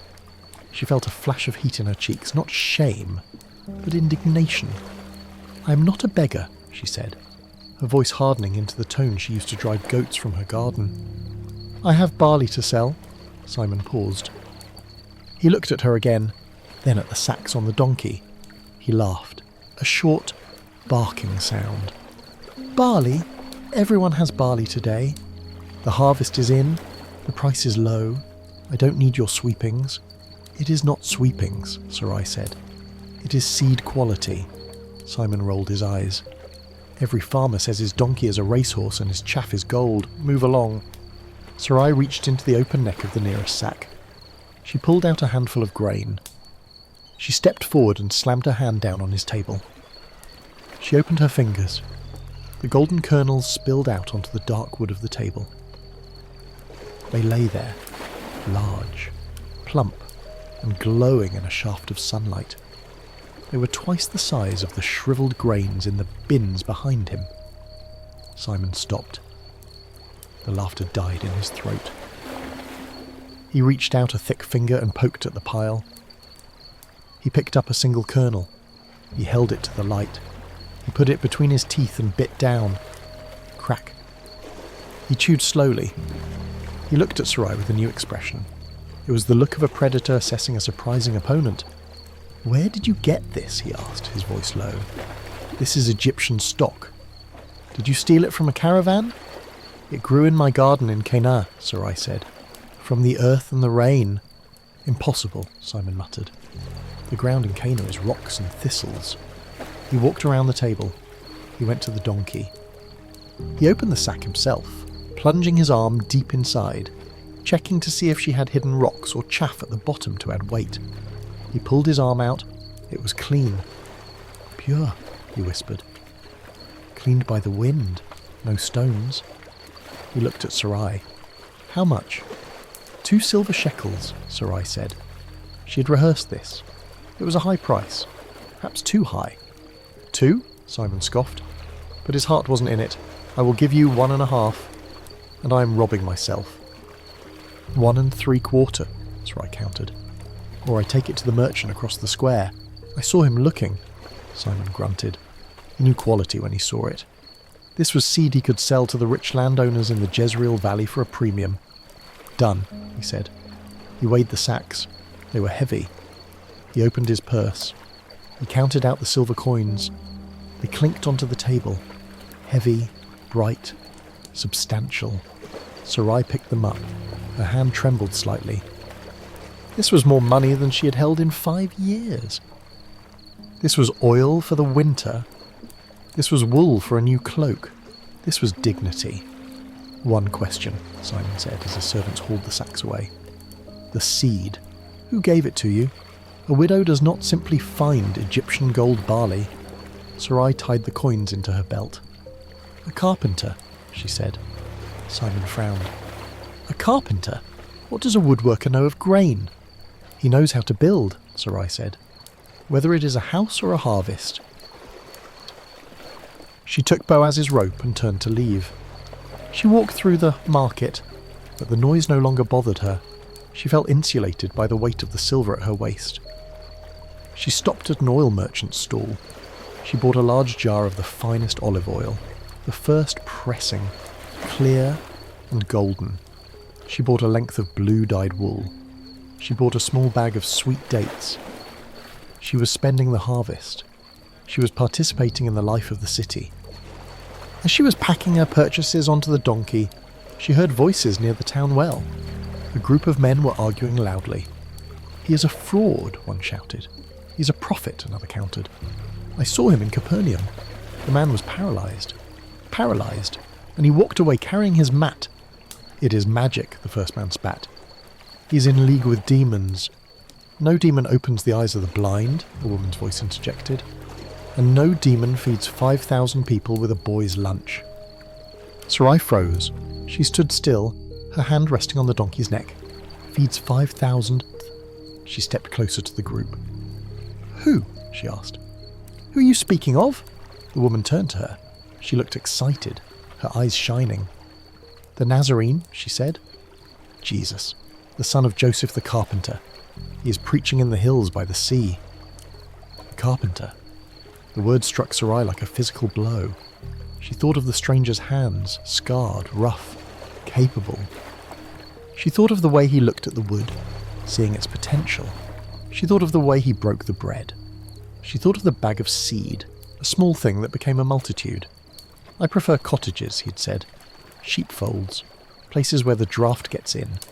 The pieces of the puzzle, scattered in her mind for months, suddenly slammed together with the force of a hammer striking a nail.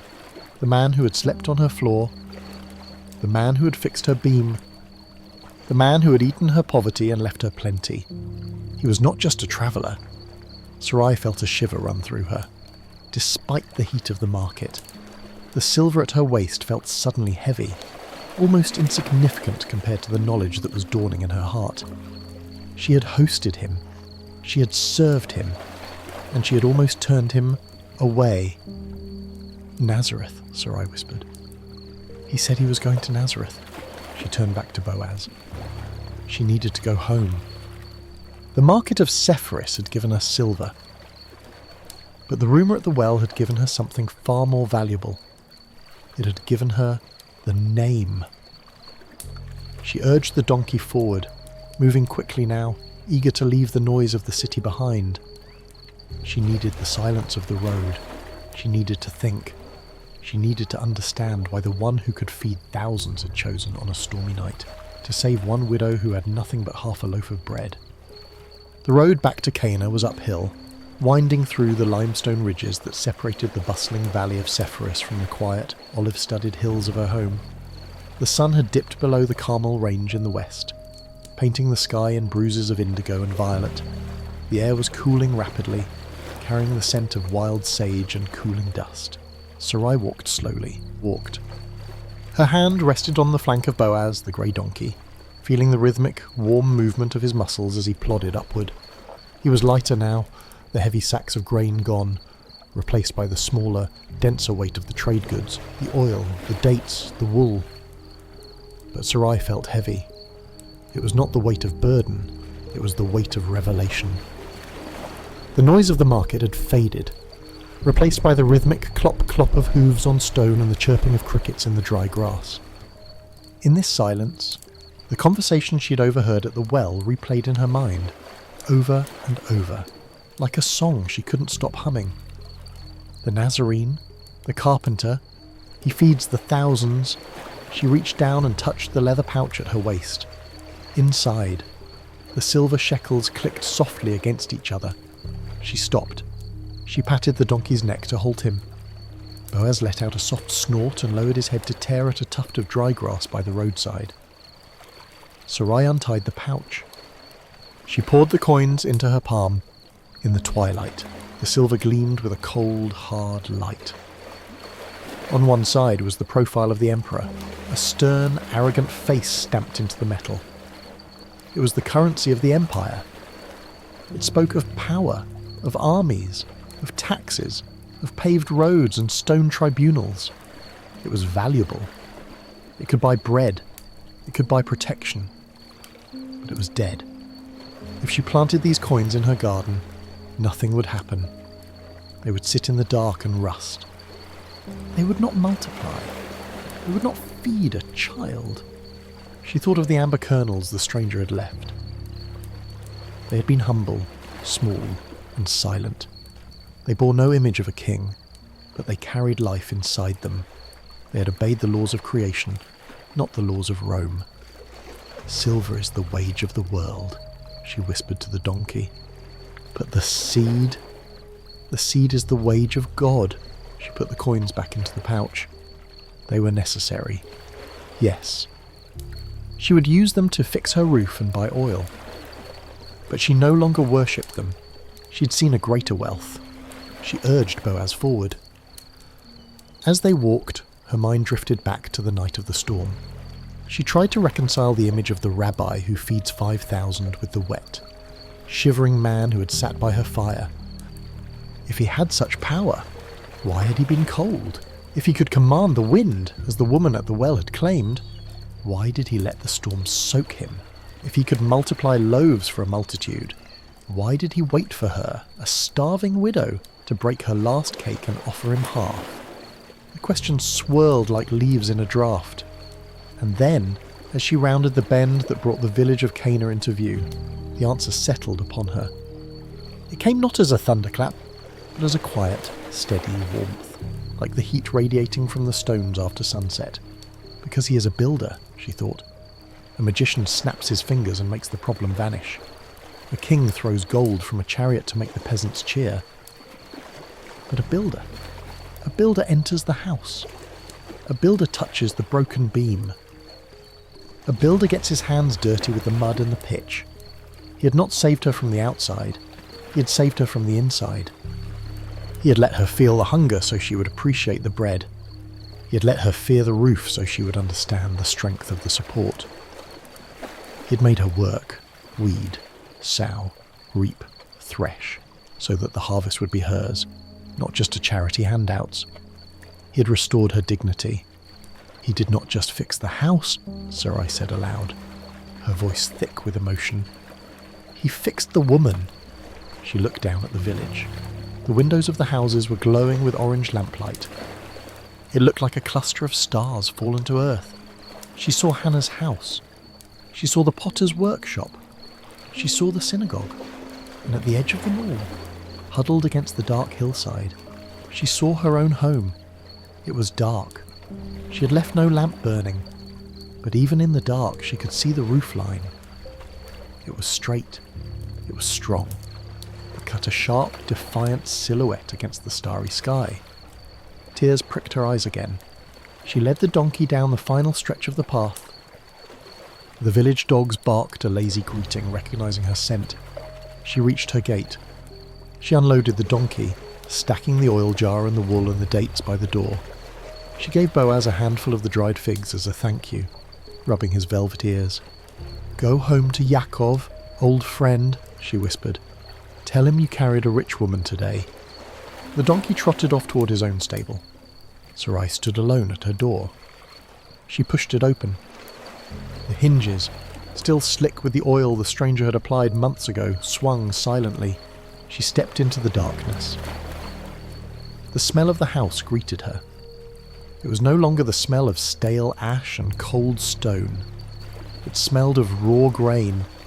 It smelled of fresh flour. It smelled of the herbs drying in the rafters. She did not light the lamp immediately. She stood in the dark, letting her eyes adjust. She walked to the workbench. She ran her hand along the wood, feeling the grooves and scars of Eli's labour. She touched the handle of the hammer. "You knew," she whispered to the spirit of her husband. "You knew what it meant to be a maker." She looked up at the ceiling. She couldn't see the cypress wedges in the dark, but she knew they were there, hidden deep in the joint, holding everything up. She realised then that her life would be different now. The grain would eventually be eaten. The silver would be spent. The winter would come again, but she would never be the widow waiting to die. She was the keeper of the story. She was the witness to the carpenter who walked in the rain. She took the pouch of silver from her belt. She walked to the large flour jar, the one filled to the brim with the golden barley. She didn't hide the money under her mattress. She didn't bury it in the floor. She opened the lid of the jar. She tucked the leather pouch deep into the grain, burying it in the barley. The silver would be safe there, but more importantly, it belonged there. The dead metal was now resting in the living gold. It was sanctified by the miracle. Sarai finally lit the lamp. The flames sputtered and grew, casting warm, dancing shadows on the walls. She saw the new oil she had bought. She saw the blue wool. "Tomorrow," she said, "tomorrow I will weave a cloak, a blue cloak, the colour of the sky." She sat down on her stool. She was tired. Her feet ached from the road. But her heart was quiet. She broke off a piece of a dried fig and ate it. It was sweet, sweet as the memory of the harvest. She looked at the door. It was unbarred. She decided to leave it that way. The storm might come again. A traveller might knock again. And Sarai of Cana would be ready. She had bread. She had a roof. And she had the memory of a guest who had shown her that even the smallest life is worth repairing. The summer heat of Tammuz settled over Galilee like a heavy woolen blanket. It was a heat that blurred the horizon, turning the distant hills of Nazareth into shimmering mirages of blue and violet. The cicadas in the olive groves screamed their high, electric song, a relentless buzz that sounded like the earth itself was vibrating with tension. But inside the house of Sarai, the air was cool and still. The thick stone walls, built by a master's hand, held the night's chill and guarded it jealously against the noon sun. The door stood open, allowing a faint breeze to stir the dust motes dancing in the light. Sarai sat by the window. In her hands was not a hoe, nor a sickle, nor a millstone. It was a shuttle. She had set up the old vertical loom, a tall frame of dark wood that leaned against the wall. It had belonged to her mother, and her mother's mother before her. For years the warp threads had hung empty, looking like the strings of a silent harp. But now the loom sang clack, slide, thump. Sarai passed the wooden shuttle through the shed of the warp. It carried the blue thread, the rich, deep indigo wool she had bought in Sephoris. She pulled the beater bar down. Thump. It packed the weft thread tight against its neighbour as she was weaving a cloak. It was not a practical garment for the summer. It was a garment of faith for the winter to come. It was an act of defiant preparation. Blue, she whispered, touching the fabric. It was the colour of the sky after rain. It was the colour of the high mountains. It was the colour of the tzitzit, the fringes on the prayer shawl of a holy man. She worked with a slow, meditative rhythm. Her mind was clear. The frantic anxiety that had driven her for 3 years had evaporated, replaced by a quiet, deep-seated confidence. The jar in the corner was full. The silver was safe. The roof was sound. She was no longer the widow of the leaking house. She was becoming something else, something the village had not yet named. A shadow fell across the threshold. Sarai did not jump. She finished her row, packed the thread, and rested the shuttle. She turned her head slowly. Peace, Yaakov, she said. The old goatherd stood in the doorway.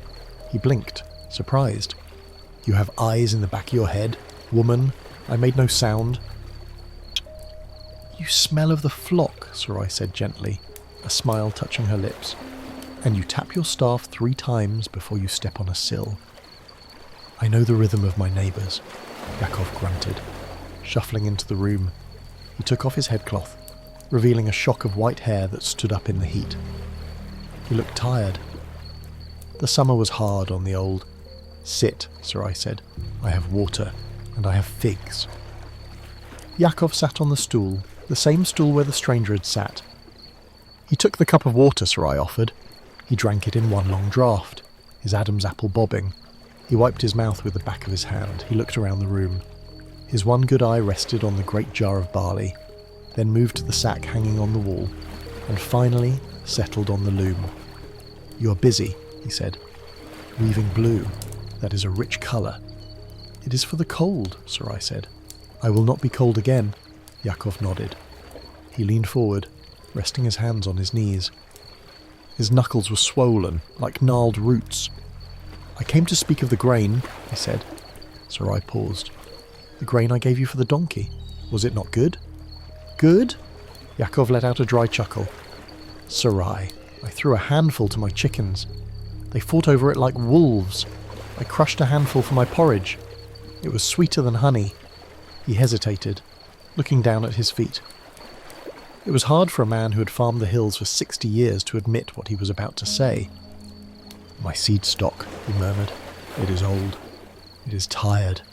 For 5 years the heads have been getting smaller. The straw is weak. The wind knocks it down before the sickle can reach it. He looked up at her. The seed you have? It is strong blood. It is the blood of the Nile. It stands up. Sarai waited. She knew what was coming. The village is talking, Yakov continued. Hannah says you have enough to fill a barn. Simon the Zealot says you sold to him at a premium. They say the widow Sarai has the golden touch. I have no touch, Sarai said firmly. I have a gift. There is a difference. I am asking, Yakov said, his voice rough with humility, if you would sell me seed for the planting in Marsheshvan. I do not want to plant my old grain. I want to plant yours. I will pay you. I have a kid goat I can trade. Or silver, after the shearing. Sarai looked at him. She looked at this man who had lent her his donkey when she had nothing. She looked at the neighbour who had watched her struggle for 3 years and had felt powerless to help. She stood up. She walked to the jar. She remembered the stranger's words. When you share the deficit, you invite the surplus. But now, the equation had flipped. She had the surplus. What happened when you shared that? I will not sell you the seed. Yakov, she said. Yakov's face fell. He gripped his staff, ready to rise and leave. His pride stung. I understand. It is valuable. You want to keep the market. Sit down, old man, Sarai commanded softly. She walked to the jar. She plunged a wooden bowl into the barley. She filled it. Then she filled another. And a third. She poured them into a sack. She brought the sack to Yakov. I will not sell it, she repeated, because it was not sold to me. It was given. She placed the sack at his feet. Take it, plant it, but on one condition. Yakov stared at the sack. He looked up at her, suspicion warring with gratitude. What condition? You want a share of the crop? No, Sarai said. She walked back to her loom. The condition is this. When you harvest it next spring, and when you see that the yield is double what you are used to, you must not hoard it. You must give seed to 2 other neighbours who have none. Yakov was silent. The concept was foreign to the subsistence farmers of the hills. You kept your best seed. You guarded your advantage. You want me to give it away? I want you to spread the strength, Sarai said. She picked up the shuttle. If only my garden is strong, the locusts will eat it all. But if the whole valley is strong, we all survive. She passed the shuttle through the threads. Clack. This seed, she said, looking at the blue cloth, is too big for one widow. It is too big for one village. It wants to travel. Yakov stood up slowly. He picked up the sack. He hefted it, testing the weight. You have changed, Sarai, he said quietly. You used to be afraid of the wind. I'm still afraid of the wind, Sarai admitted. But I'm no longer afraid of the emptiness, because I know how to fill it. Yakov moved to the door. He paused on the threshold, silhouetted against the bright summer glare. I will do as you ask, he said. I will plant, and I will share, and I will tell them where it came from. Tell them it came from the stranger, Sarai corrected. I am just the granary. Yakov nodded and stepped out into the heat. Sarai watched him go. She watched him carry the sack of gold down the path, his step a little lighter, his back a little straighter. She realized then that the miracle had not ended with the harvest. The harvest was just the beginning. The stranger had not just dropped a bag of food, he had dropped a stone into the centre of a still lake. The ripples were moving outward now, from her jar to Yakov's field. From Yakov's field to the neighbours, from Cana to the valley. She looked at her loom. The blue cloth was growing. She thought of the stranger's robe.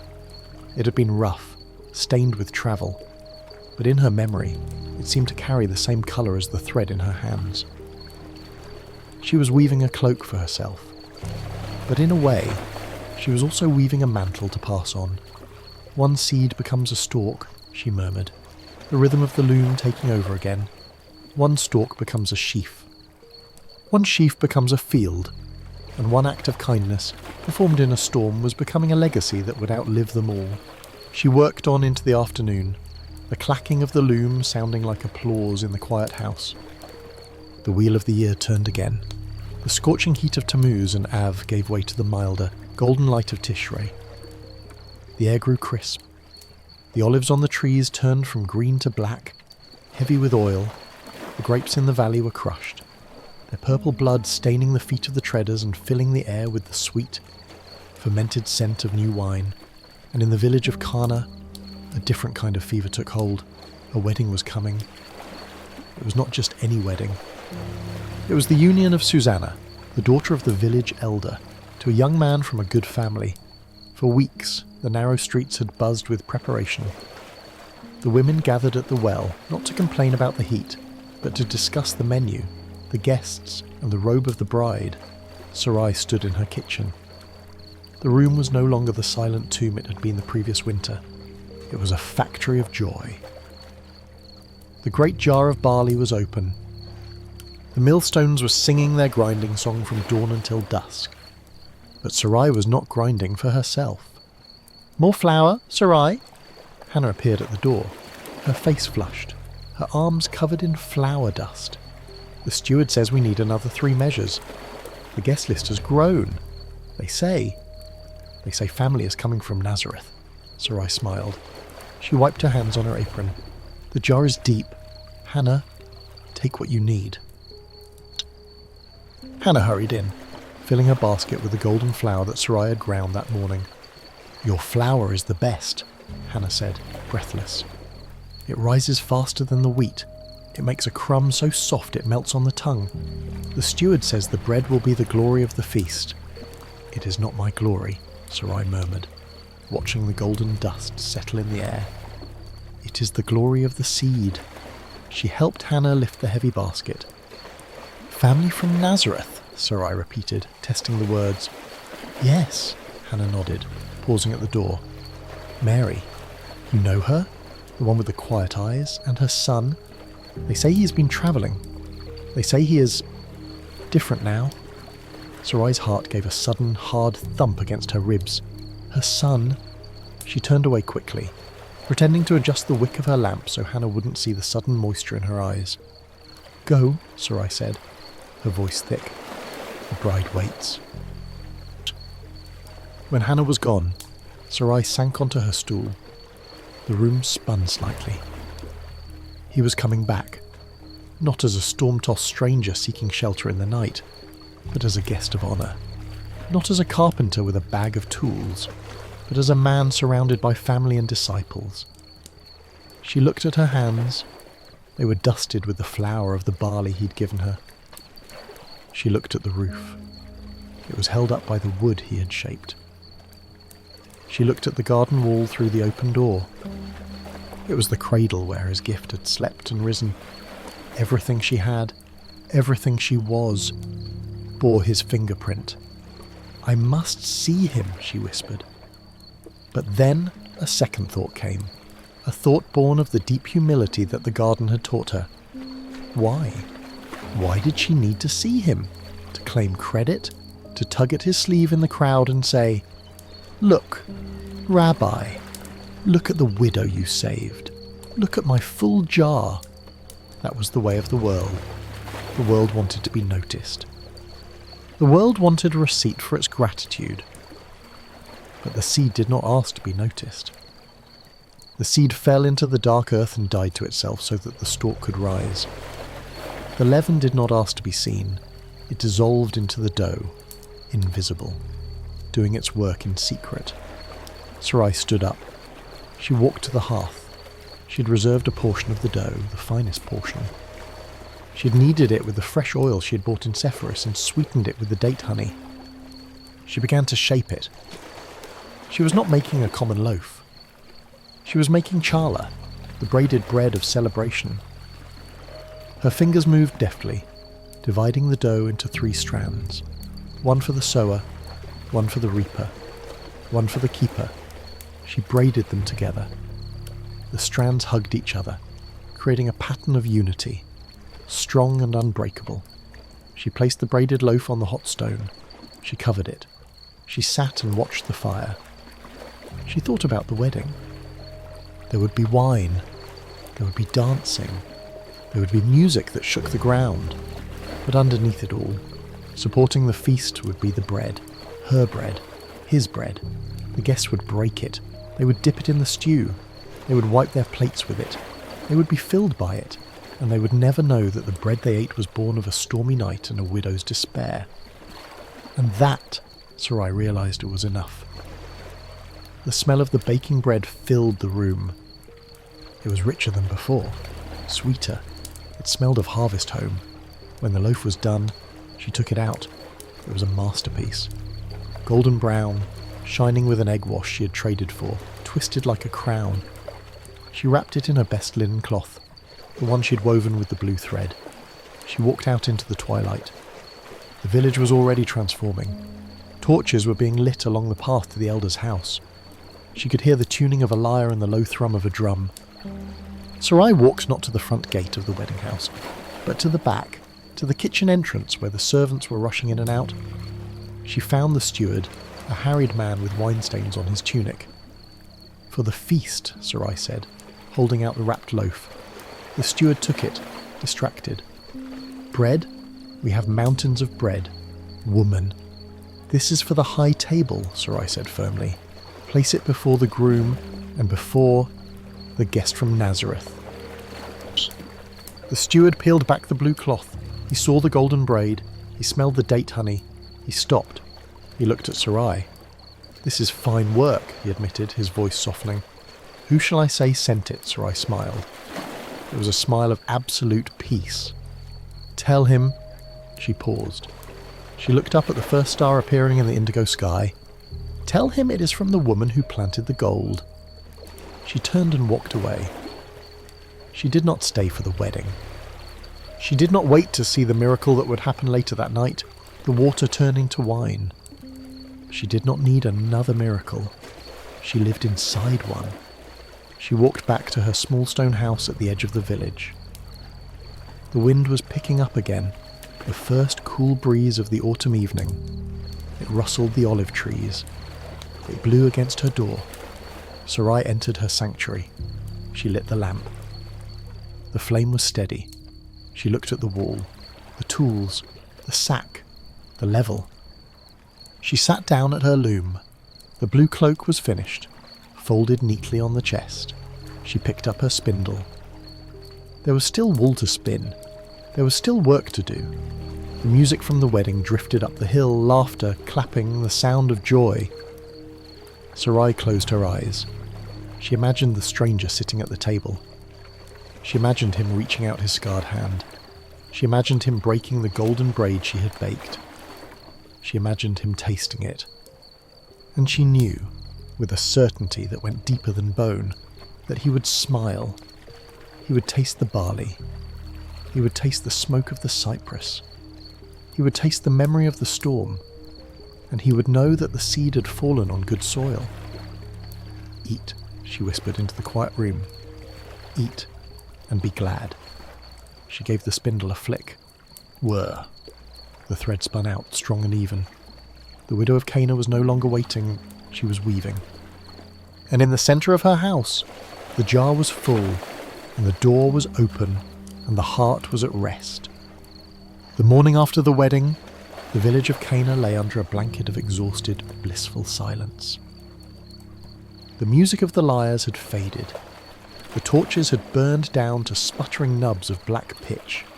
The dancers, their feet stained purple with wine and dust, were sleeping in the cool shadows of their courtyards. It was a holy hangover, the heavy, sweet lethargy that follows a miracle. Sarai woke early, as was her habit now. The sun was not yet up, but the sky to the east was bleeding a soft, pearlescent pink. She walked to her door and opened it. The air smelled of dew and the lingering, faint scent of the feast, roasted lamb, spilled wine, and burnt cedar. She stepped out onto the path. She felt a pull to go to the village well. Not because she needed water, her pitcher was full, but because she needed to hear the morning. When she arrived, the well was deserted, save for one person. It was the steward of the feast. He sat on the stone rim of the well, his head in his hands. He looked like a man who had seen the laws of the universe unravel and was trying to knit them back together in his mind. He heard Sarai's footsteps and looked up. His eyes were wide, rimmed with red, but shining with a strange, frantic light. "Sarai," he croaked. "Peace, steward," Sarai said softly. "The feast went well?" The steward laughed, a shaky, incredulous sound. "Well? Woman, you do not know. You were not there when the wine ran dry. You were not there when the stone jars didn't... The jars for washing feet." He trailed off, shaking his head. He looked at his hands as if they didn't belong to him. "He turned the water into blood," the steward whispered. "No, not blood. Wine. Better than the old wine. Better than the vintage of the emperor." Sarai stood very still. Water into wine. Dirt into bread. It was the same signature. It was the same hand. The hand that took the common, the base, the useless element, and transmuted it into glory. "He is gone," the steward said, wiping his face. "He left before dawn. He and his mother and the men who follow him, they went down to Capernaum." A pang of loss struck Sarai, sharp and sudden. He was gone. The guest had departed again. "But," the steward said, reaching into the fold of his sash, "he left this. He told me to return it to the widow who lives at the edge of the olive grove." He held out a bundle of blue cloth. It was her linen, the cloth she had woven. The cloth she had used to wrap the golden braided bread. Sarai reached out and took it. It felt light. The bread was gone. "He ate it?" she asked. "He broke it," the steward said reverently. He stood up at the high table. He broke the braid. He passed it to the groom and to his mother. He said... The steward frowned, trying to recall the exact words. He said, "This is the bread of the winter. It was kneaded with faith and baked with patience. Taste it, and remember that the harvest comes from the storm." Sarai clutched the blue cloth to her chest. The tears came then, not the hot tears of grief, nor the desperate tears of hunger, but the cool, cleansing tears of being known. He had told her story. Without using her name, he had consecrated her struggle. He had taken her lonely winter and placed it on the high table of the feast. "Thank you," she whispered. She turned and walked away from the well. She walked back up the hill, past the sleeping houses, past the vineyards where the vines were stripped bare. She reached her own gate. She entered her house. The morning sun was just beginning to strike the floor, illuminating the dust motes in a shaft of gold. She unfolded the blue cloth on her table where it was empty of bread, but it was not empty. Lying in the centre of the blue linen, resting in the fold where the bread had been, was a single object. It was a shaving of wood, a curl of cypress. Thin, spiral, fragrant. It was a shaving from a plane. It looked fresh, as if it had just curled off the blade of a master carpenter. Sarai picked it up. It was delicate, yet it held its shape. She brought it to her nose. It smelled of resin and sharp steel. She looked up at the ceiling, at the dark beams where the wedges were driven deep. She looked at the wall where the tools hung. It was a signature, a reminder. I am the carpenter. I am the builder. I am the one who finishes the work. Sarai smiled. A deep, settling smile that reached down to her soul. She took the shaving. She did not put it in a box. She walked to the great jar of barley. She dropped the curl of wood into the grain. Let it stay there. Let it season the flour.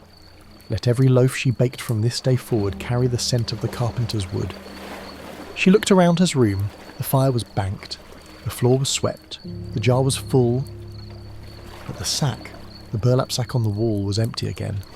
She had emptied it to fill the jar. Sarai walked to the wall. She took the sack down. She went to the jar. She scooped the grain. 1 bowl, 2 bowls, 3. She filled the sack until it was heavy and round. She tied the cord.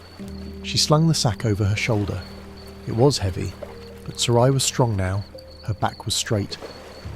Her arms were hardened by the hoe and the loom. She walked to the door. She was not going to the market to sell. She was not going to the garden to plant. It was not the season. She was going to the lower village, to the house of the widow Mara, whose husband had died last month. Mara, who was sitting in a cold house, staring at an empty shelf. wondering how she would survive the coming winter. Sarai adjusted the weight of the sack. "I'm coming, Mara," she whispered. "I am bringing the seed." She stepped out into the morning light. She left the door of her house open. There was no need to close it. The house was no longer a fortress against the world. It was a granary for the world. And as Sarai walked down the path, the wind of Galilee blew through the olive trees, whispering the secret that the widow had learned. The only way to keep the harvest is to give it away. The figure of the woman grew smaller in the distance, a speck of blue and grey moving against the gold of the hills. She walked with a steady rhythm. Step, step, step. She walked until she disappeared around the bend, and the house of Sarai stood on the hill, silent, strong, and full of peace, waiting for the next storm, and the next guest, and the next spring. And so, the loom falls silent. The shuttle rests against the wood. Sarai is walking down the lane now, carrying her burden of hope to another door. Her work is done, and yet it is just beginning. And you, my friend, you too have walked a long road. You have sown seeds in the dark, wondering if they would ever rise.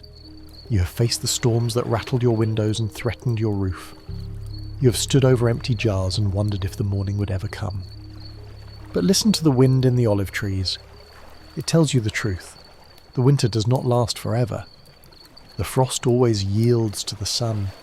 You do not need to see the harvest to know it is growing. You do not need to hold the bread to know that you are fed. The carpenter is building, even in the silence, even in the dark. He is wedging the grace into the cracks of your life, holding you together when you think you're falling apart. So, let the sack drop from your shoulder. Let the tool fall from your hand. The work of the day is finished. The debt of the day is paid. Unclench your jaw, lower your shoulders. Let the heavy blanket of rest cover you, not to smother, but to warm. You are safe. You are held. You are known. The jar is full. The door is open. Sleep now, traveller. Good night.